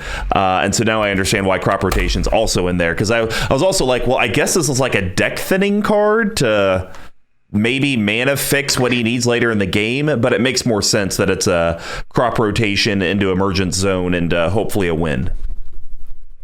Yeah, and there are games where you just go like crop rotation, sack a land, draw a card, find a fetch land, crack the fetch land, draw a card, and then find like a Bayou or something. And that's like a 0 mana draw 2, I guess. That's pretty great. So all right. Well, I had to change mine at the last minute. We've talked about it a billion times, so we'll hit on it just lightly. It is one of the worst cards in the deck to play over webcam.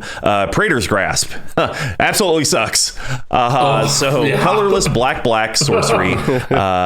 Sheoldred weaves every thread of information into a noose to hang her enemies. It's a little bit of my Floki voice, if you guys have watched Vikings. It's Adam Sandler. That's pretty good. It's Adam Sandler. Oh, is that? It's Adam Sandler. All right. Come to the Search target opponent's library for a card, exile it face down. Then that player shuffle his or her library. You may look at and play that card for as long as it remains exiled. I obviously, with the dockside, you're able to generate any color mana you need, so you can do your Thassa's Oracle and stuff. Yeah. So do you purely use Praetor's Grasp to just go grab their win cons, or have you ever just been like, you know what, I'm just gonna take this because you. I know CEDH isn't very much like we're doing it for the memes, but I feel like this could be a meme card. It doesn't count as spite if you're just taking their dockside. You know, that's not really very spiteful. I also want your taking the best card. Just grabbing another one. Why not? Additionally, you can cast this card infinitely because like you have like the weird. You can sack if you already have infinite mana. You can sack your Eternal Witness over and over again to cast any card in your graveyard infinitely. So sometimes you just sort of like, I'm just gonna deck you guys out, cast Wheel of Fortune. Yeah. You know. So. That happens too. Although, like, I've stolen Hull Breachers and been like, hey, that's pretty good. Yeah, it seems good. At some point I had Praetor's Grasp and I was like, this is just a 3-drop copy of Hull Breacher and Jund. Right. Sometimes. Or it also gets around Opposition Agent, which is important to know because you're searching your opponent's library and not your own library. So. God, I hate that card. All this Opposition Agent. All right, Big Tuck, fine. Talk about your Great. damn card that you can't wait your turn order for. We already talked about it ad nauseum, which is also not in this deck.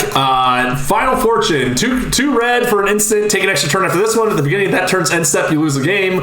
Want all, lose all. That's from the Marauders, the Zulfirin aphorism.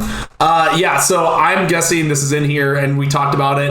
I love this card because sometimes you just need that one more turn to get in there, right? And sometimes you just need one more turn to go get your dockside and do all your loop-de-loops. Your loop-de-loops. And everything else that I've been spacing out. Everything else that when I've heard the talk just sounds like looking at the code of the Matrix for the last 20 minutes.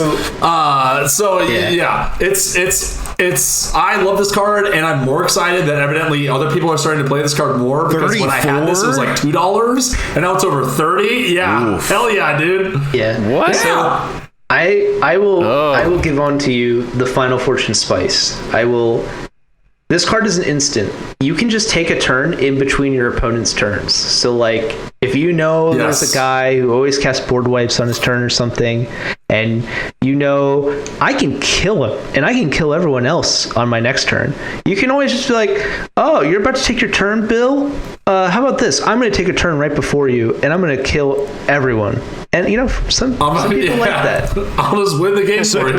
Yes. So the Final Fortune question I have with that though is, or I would think if you have the opportunity and you have the means to kill your opponents, you would just do it and you wouldn't be waiting for other people. Or do you sometimes do it in between other players' turns? Because it's like, okay, there's this blue player.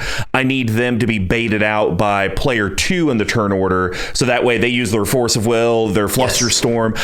They're tapped out. They think nothing can happen. Final Fortune, I win. Is that kind of the thought? Exactly. And sometimes there's like a deck. Like, let's say someone mystical tutored for a wheel, right? And you're like, oh, we're about to get wheeled. I'm just going to pass, let him wheel. In response to the wheel, cast the Final Fortune. I'll be the first person to untap with 7 cards. And sometimes that's just all this deck needs, right? It's like, you just filled my graveyard for me. Thank you. And you just gave me 7 new cards. So I'm going to be the first person to take advantage of that. I like it. And then additionally, like sometimes the turn order just sucks for you. Sometimes you untap right after the blue player, right? And you're like, how am I going to get out of this? Well, you just take a turn before the blue player untaps. So. Okay. I like it. Yeah, I love it. I like it a lot.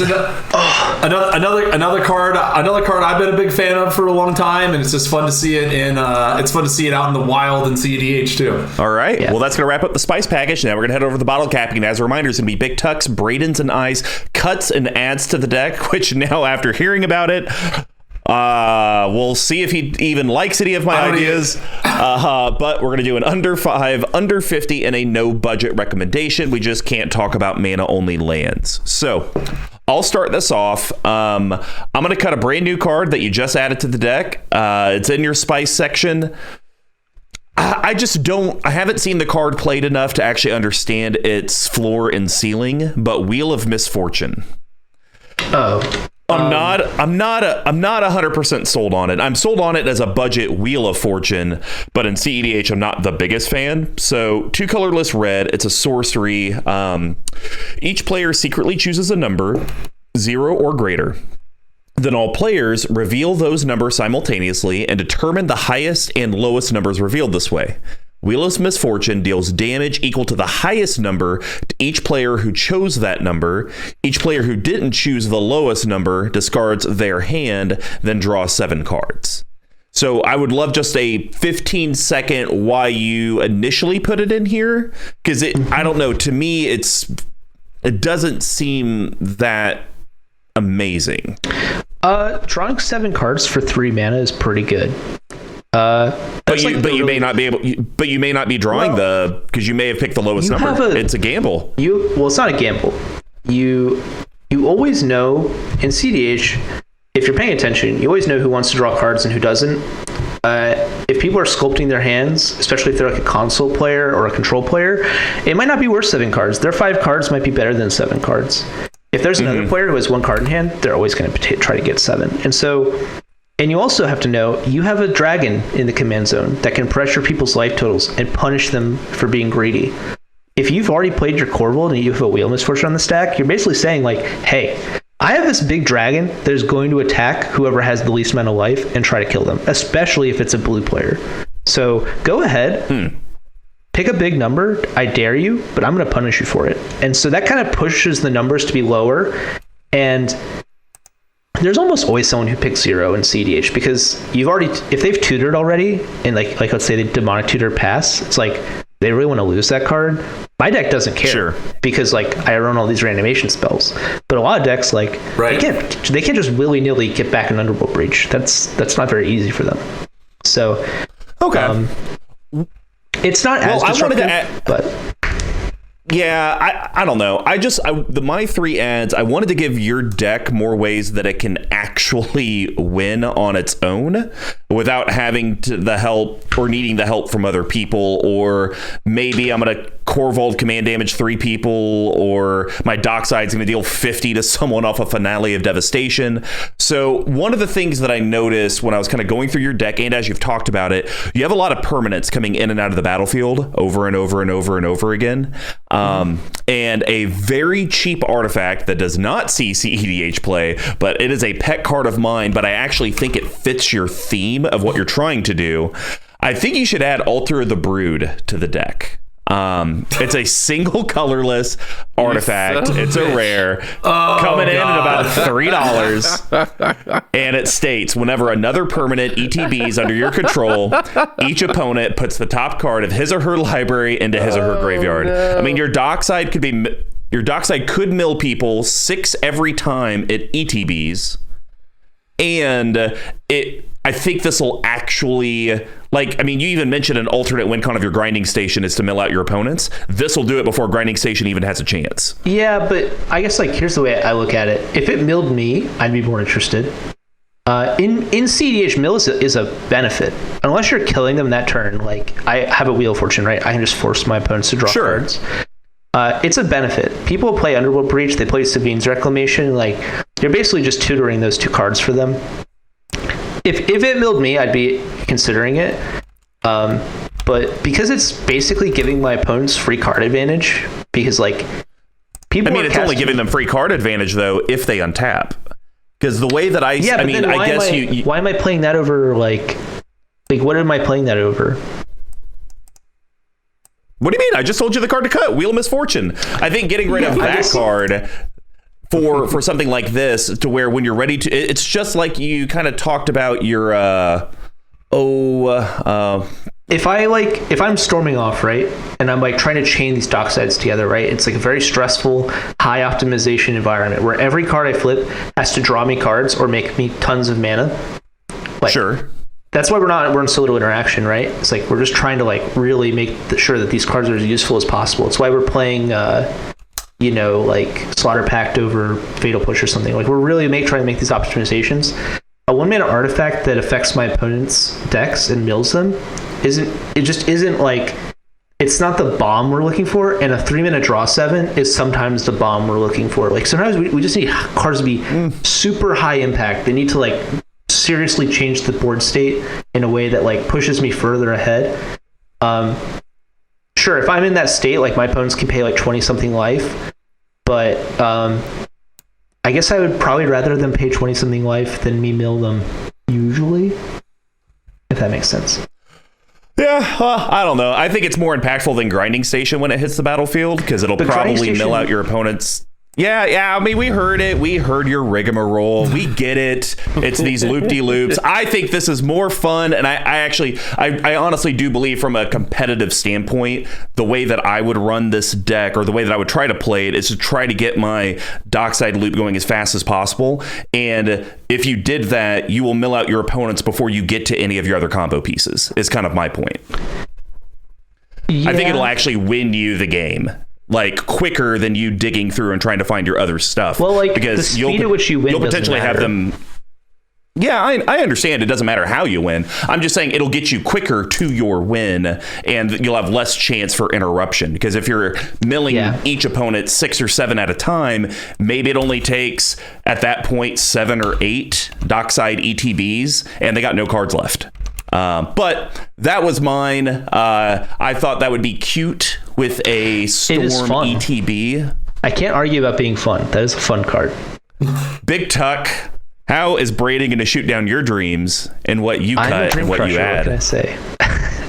Well, I'm gonna be honest. I am not going to put up any card to cut, because I am going to give 3 options of cards that I think would be cute, because I don't want to have this argument for the next 20 minutes, because I don't know how this deck operates still, and it seems like it's doing what it wants. So the first card that I think would be fun to add a little bit of fun, a little bit of interest into it, and if I was going to cut a card for it, if I got my face held to the flames, I would cut a Tinderwall for an Orcish Lumberjack. Lumberjack is a mono red. It's a creature orc. It's a 1/1. You can tap, sack a forest, add 3 mana in any combination of red and or green. I think it's very similar in scope to like your Simian Spirit Guides, your Tinderwalls, that sort of thing. It's a little slower, so if you play this, it's unlikely that you'll get a turn 1 win, right? It's probably gonna be more of a turn 2, but the fact that you can get 3 out of it, actually 4 if you tap a mana. So if you only have your 2 lands, you get your 4 out of it, and then that's probably all you need to win.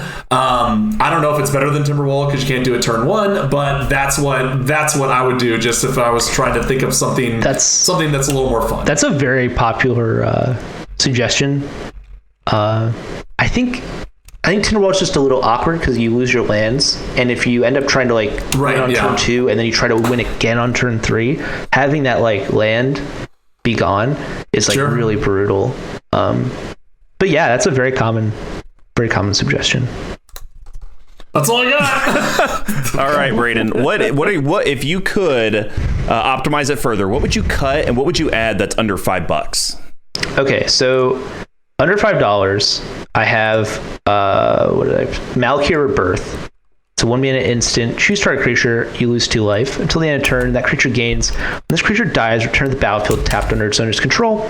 And it's an MDFC, so it has a backside that is the land that enters tapped. If I was to cut a card, it would either be it'd probably be one of the lands, or maybe something like a talisman. It'd be really tough to pick, to be honest. It's like picking a baby. Oh. But you get that extra land. You get another reanimation spell.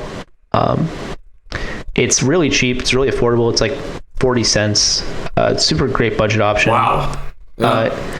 You could probably cut one of the more expensive reanimation spells for it if you're on a budget. So yeah, that's my pick. That's pretty cute. I like it. And of course, more ways to get dockside. Yes, again. Run it back. All right.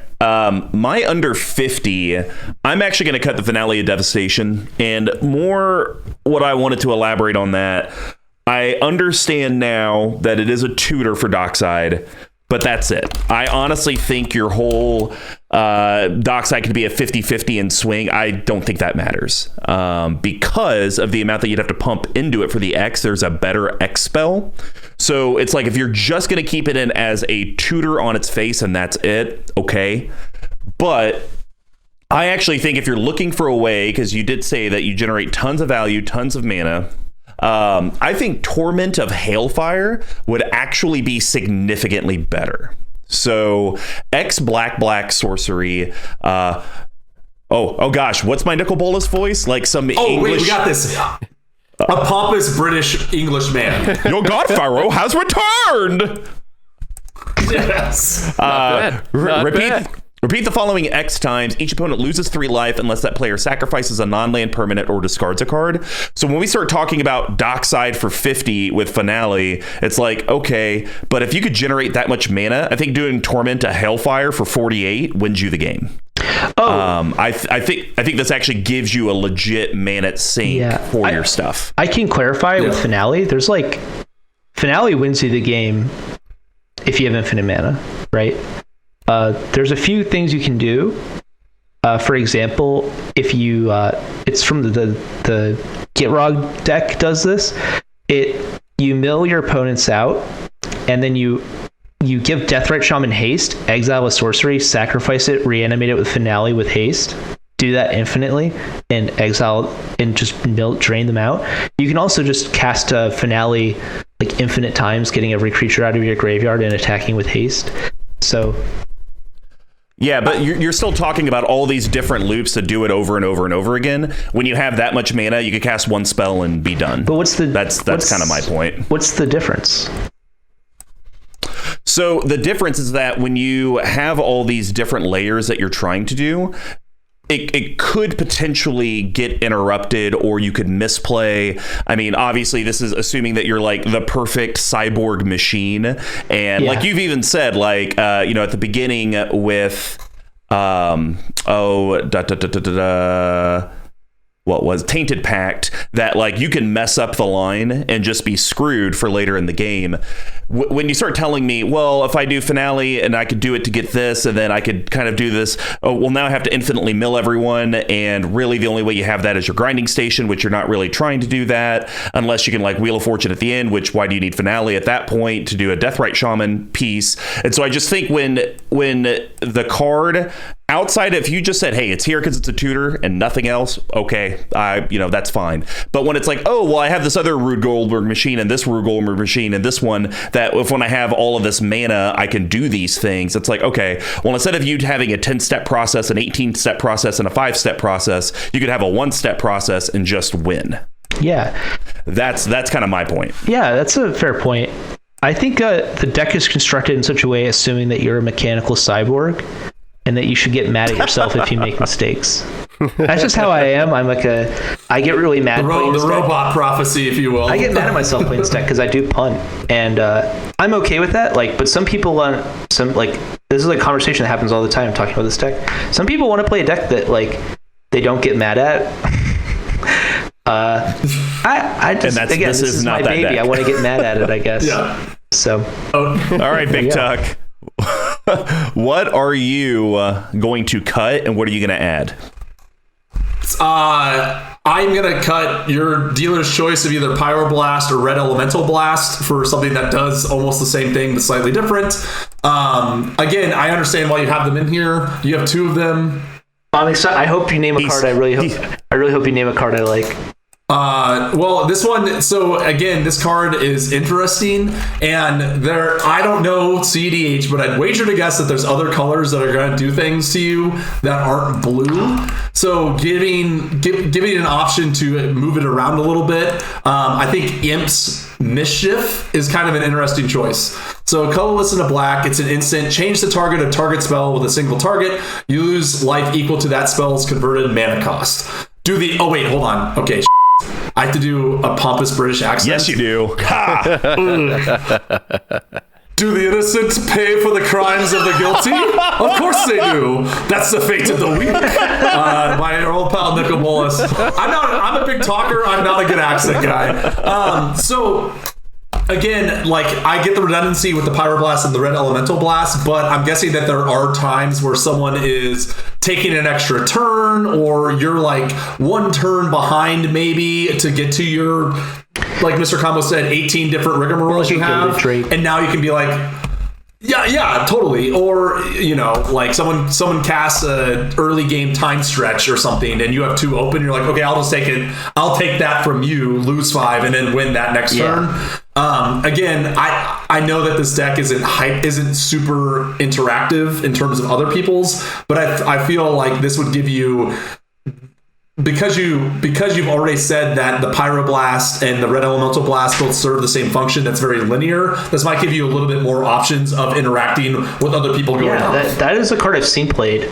I think I wouldn't cut one of those cards for it. I'd probably cut like maybe a Talisman or something. Oh man, sure. all the talismans and lands are on the chopping these block. Are all individual. These are all individually separated, but yeah, I've seen that. I think for me, the reason I'm not on it is I just wanted to be as little interaction as possible. That was like my thought process. Oh, okay, gotcha. But I have seen it. I think there's a guy named Coco, and he had a list that was also kind of like this a bit. Like I think in the spring he was working on. And he still plays it, but I think he was also on that card, so I've seen that before. Again, I just went to the resources that I had and tried to find stuff that I thought was interesting. I've seen that. So. It's a good choice. All right, Braden, what are you going to cut from your baby? Okay. Maybe a pinky, and what are you going to add? Maybe a hook.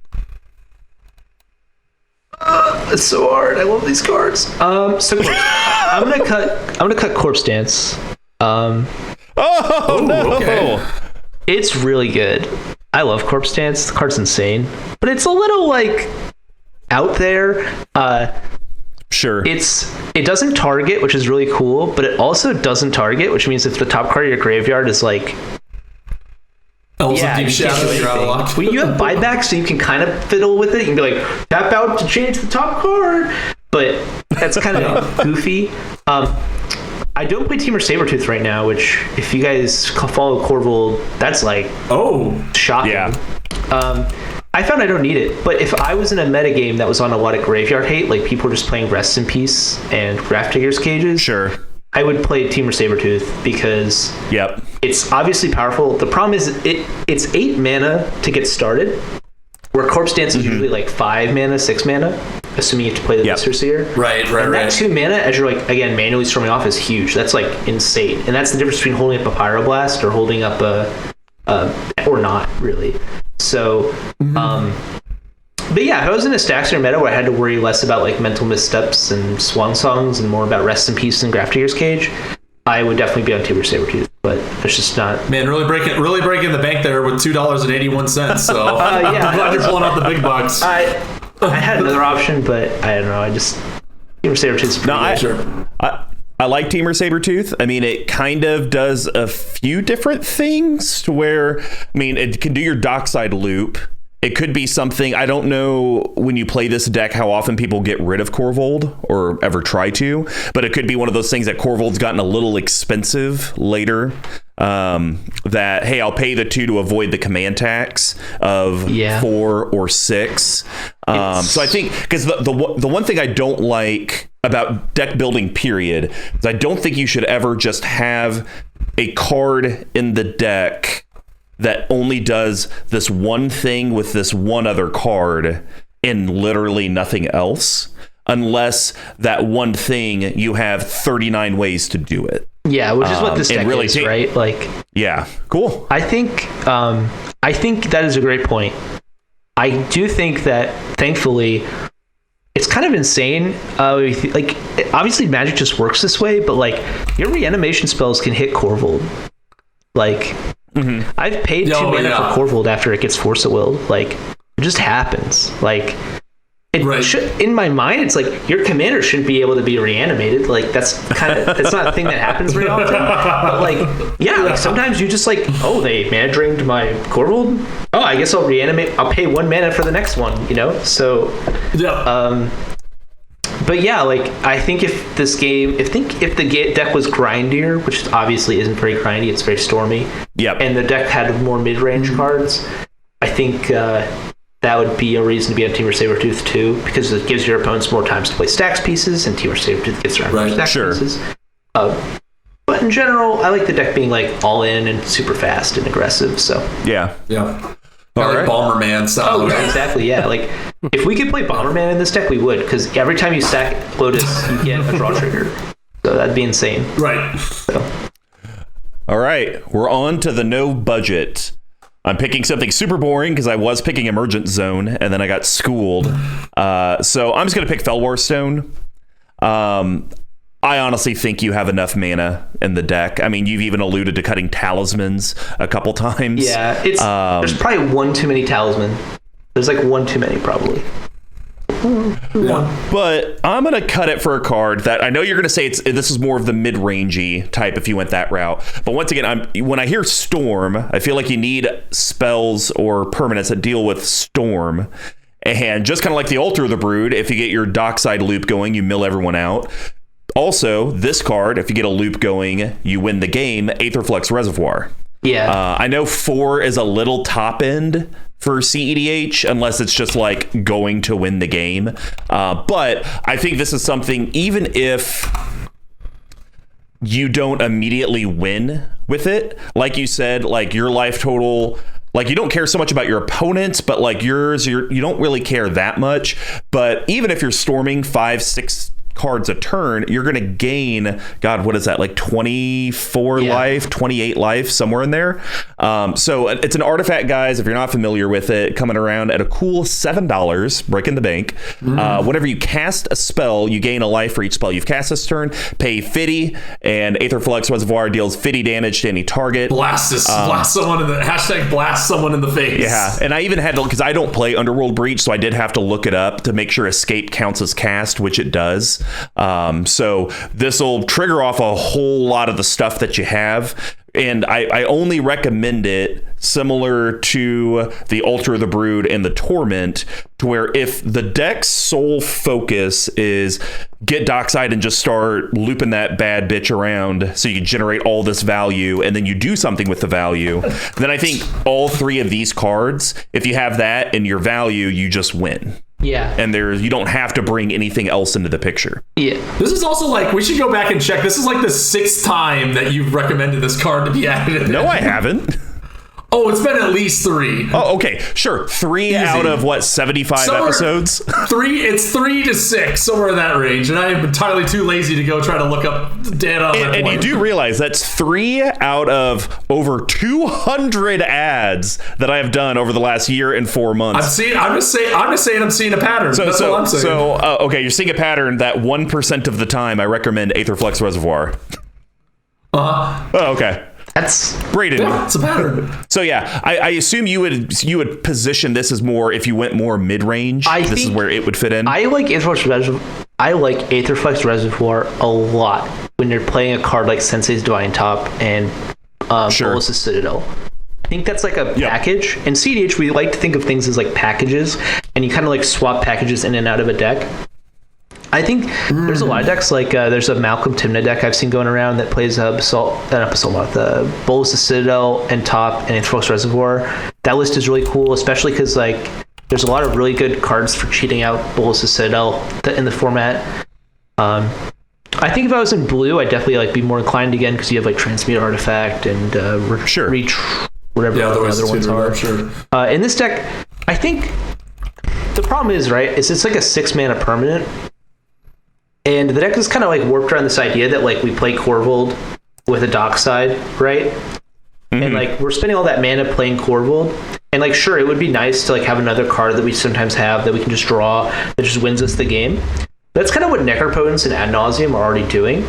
So I can see like a world where you're like, hey, like Corvold interacts really well with Bolas's Citadel, right? Like you could super easily clear the top. Sure. If you sack 10 permanents, which isn't that hard, you draw 10 cards. Like I honestly I don't think that's the direction I would take the deck. But like if you wanted to build like a 9.5 instead of like a 10, let's say, I think that's like a great direction to go. And in that situation, I think Aetherflux Reservoir is kind of insane, right? Because like, now you can start like storming off. If you hit a Lotus Petal, you can decide to crack the top card of your library to get to the next card, or you can play a fetch land, or if you hit a Vampire Tutor, now you can like put the Aetherflux Reservoir on top, play the Aetherflux Reservoir, I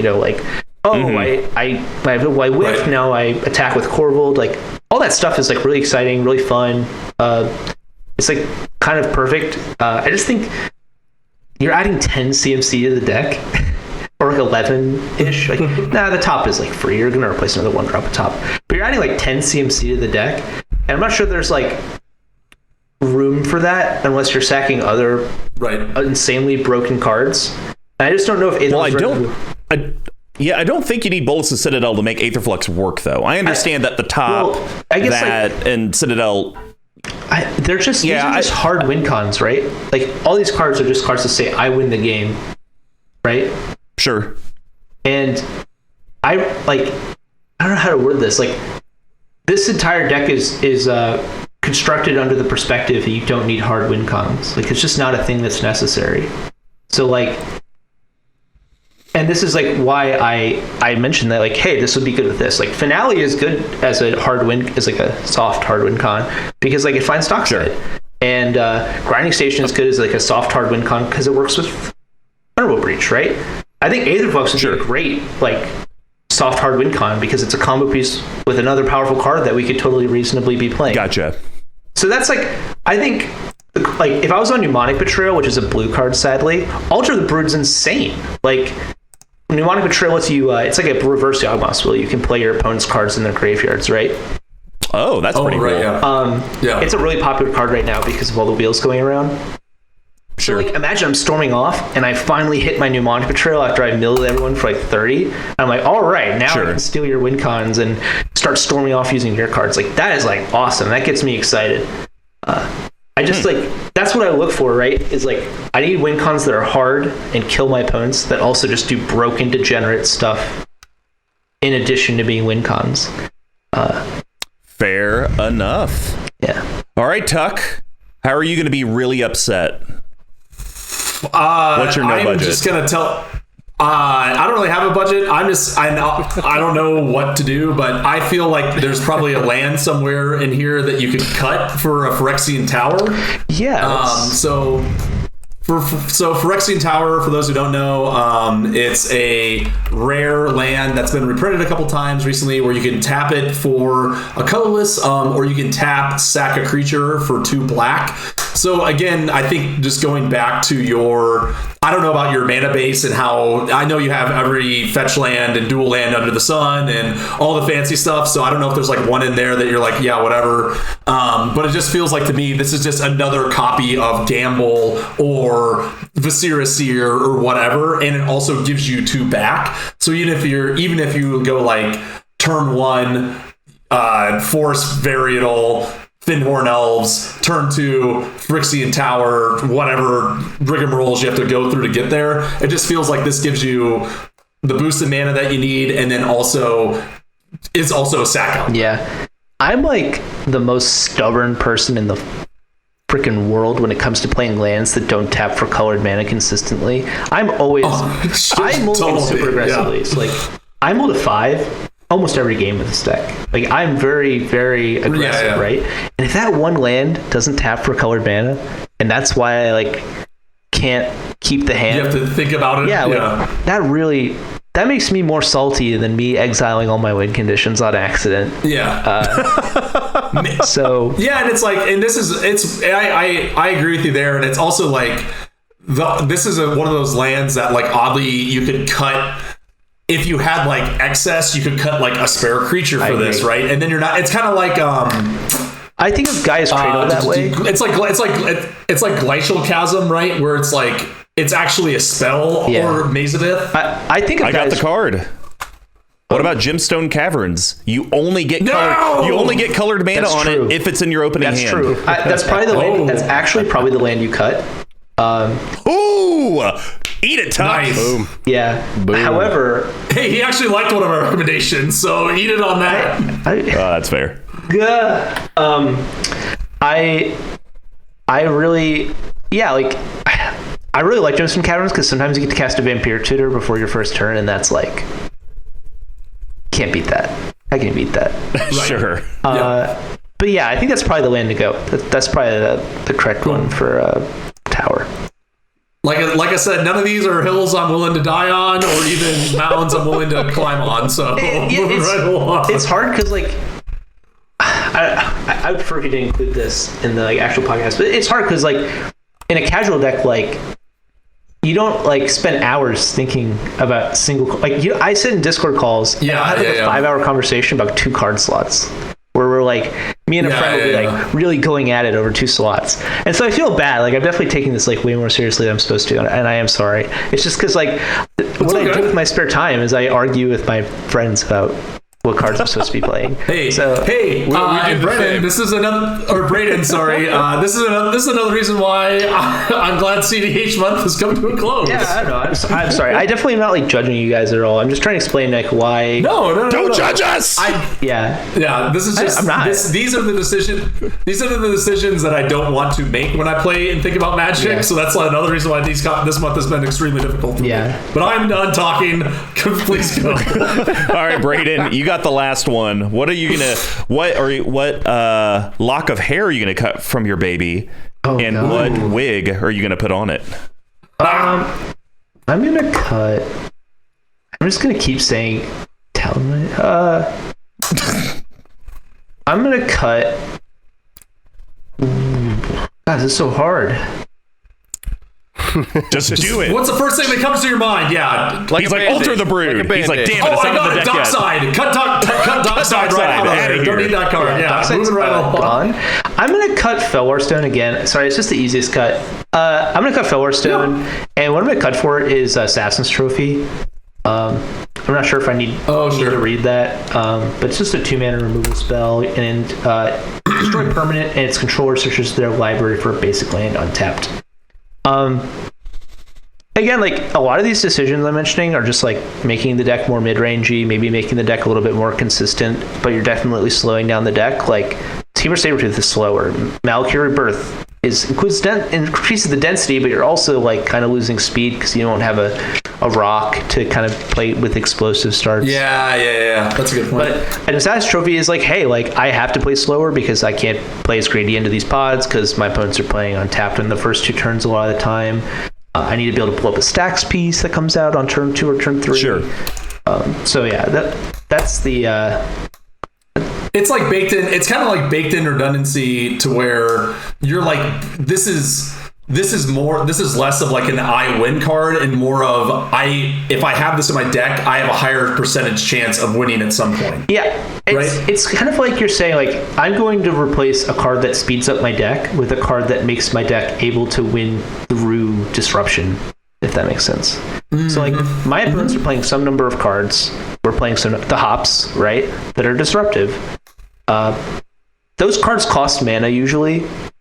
So if we looked at I don't know, Abrupt Decay, right? That's 2 mana. My opponents have to have 2 mana they're not spending trying to progress their own game plan, disrupt my deck. If I win on turn 2, it's very unlikely that my opponents are going to have 2 mana up because it's turn 2. That's ridiculously early. That is not what games of Magic are supposed to end. The cost is... See, Tuck, I told you. Tuck was it's all turn 2, 3, and 4 wins. And I'm that's not really CEDh. No. The decks can do that. He just said that this deck wins on turns 2 and 30, every other game he plays it. Think about it, right? I wouldn't say that unless that was a strange thing, right? See? Right. If that was strange, I would have just said, this deck's fast, or this deck's a normal. Yeah. But we're making huge sacrifices so that we can do that. What that means, though, is if the game goes long, we're not likely to win. We just don't have the tools. My opponent has a Hull Breacher. I'm all right, I got Pyroblast, and I got Red Blast, I got Abrupt Decay. I have Slaughter Pact. My opponent has an Opposition Agent, and I'm I have Abrupt Decay. I gotta fight Abrupt Decay because my Pyroblast won't hit it, my Red Elemental Blast won't hit it, my Slaughter Pact won't hit it, which is really annoying. I really have to. My Praetor's Grasp can find an answer, but now I'm using a Praetor's Grasp to kill a creature. What the heck's that? So you're really these are conscious decisions. They're not just accidents that we can't answer Opposition Agent. They have to have 3 mana. If we win before they have 3 mana, doesn't matter. But sometimes Well, what does matter, guys, is that we're at the end of the episode, and as promised, here's some details about our giveaway from our sponsor, Level 1. We're giving away a Kaldheim bundle this month, and to enter, it's super simple. Just put the content that we all produce. You get an entry for every interaction you do with us on social media.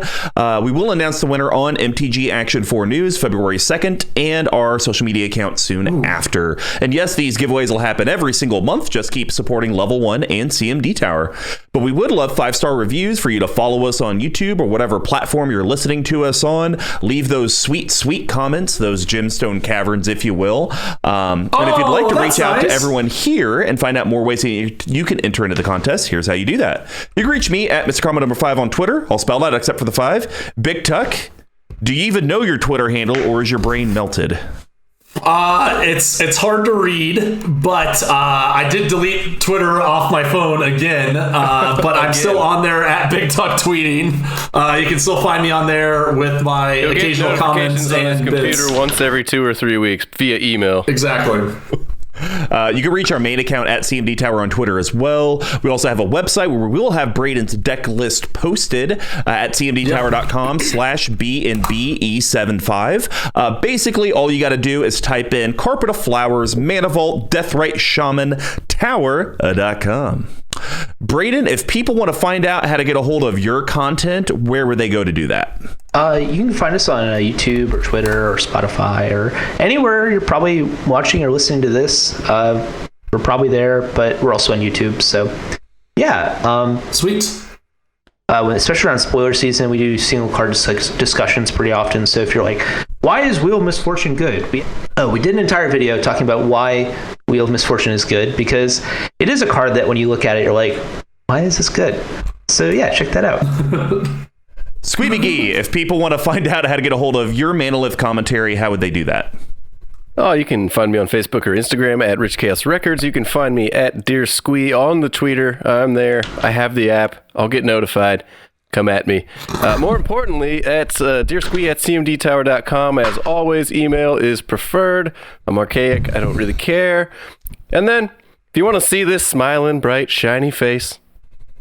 Actually, no, you don't get to see my face. Screw all of you. Squeeze Pack Crack. You only get to see my hands.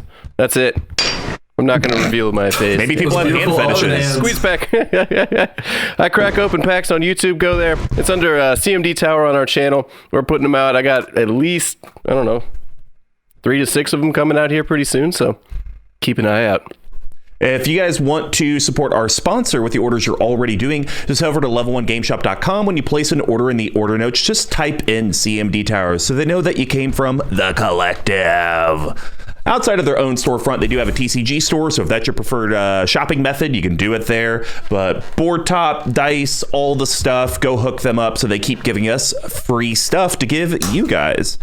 But if you would actually like to help us out financially, head over to patreon.com/CMD Tower. We have those 4 different pledge levels, and like we said earlier, we gained a new patron. We're only 18 patrons away from getting you guys on Brews and Builds once a month. And like we said, once we hit that glorious number of 50, we will actually have a laptop, microphone, all the stuff shipped to you each month, so that way you guys can professionally record with us, and we can start talking about your decks.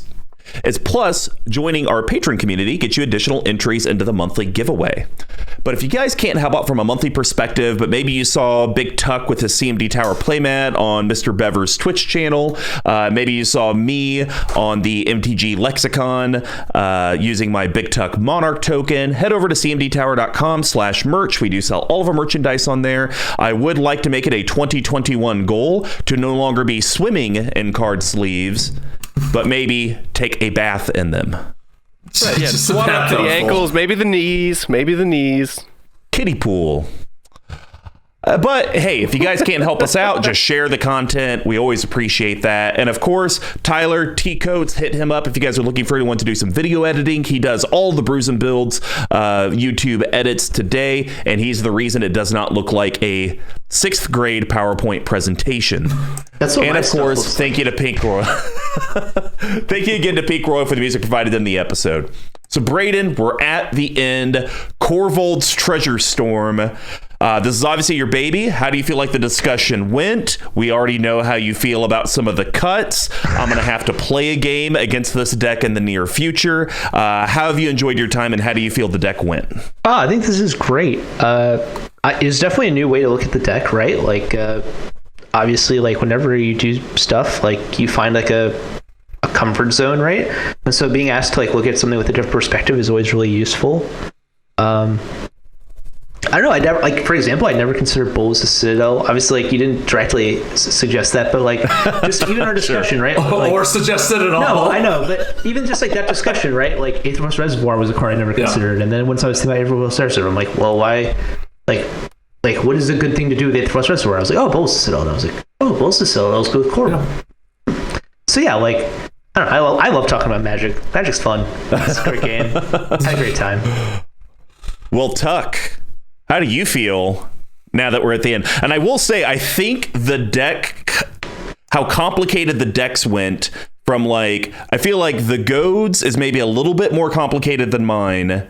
Then we did mine, and then we did this guy, which you need a I almost said a GED. You don't need a GED. You need a doctorate. You need a PhD, not a GHD. Yeah, I still stand by. This is still definitely a super quad thing. And it's a very cool deck, and like I'm very appreciative of having you on here. And like you said, variety is the spice of life, right? So there's a lot of times I don't think about this deck. This is just not the way I play Magic, so it's hard for me to be like super. It's hard for me to have like really cool insights or anything along those lines. But I think that it was still fun to see a few cards like Unearth and Final Fortune sneaking in there to talk about in this format, which I'm guessing you just don't see that often. So kudos on you for keeping strong there. Final Fortune is actually really popular. It's a really good card. Is it? Oh. Yeah, I can talk to you about it later. Again, that's why another reason, another drop in the bucket as to why I'm glad this month is coming to a close. Well, we're going to end it on one last question for Braden, part of the CEDH cast. You have to give a one-word answer. Did Paradox Engine deserve to be banned in CEDH? Oh, God. That's my answer.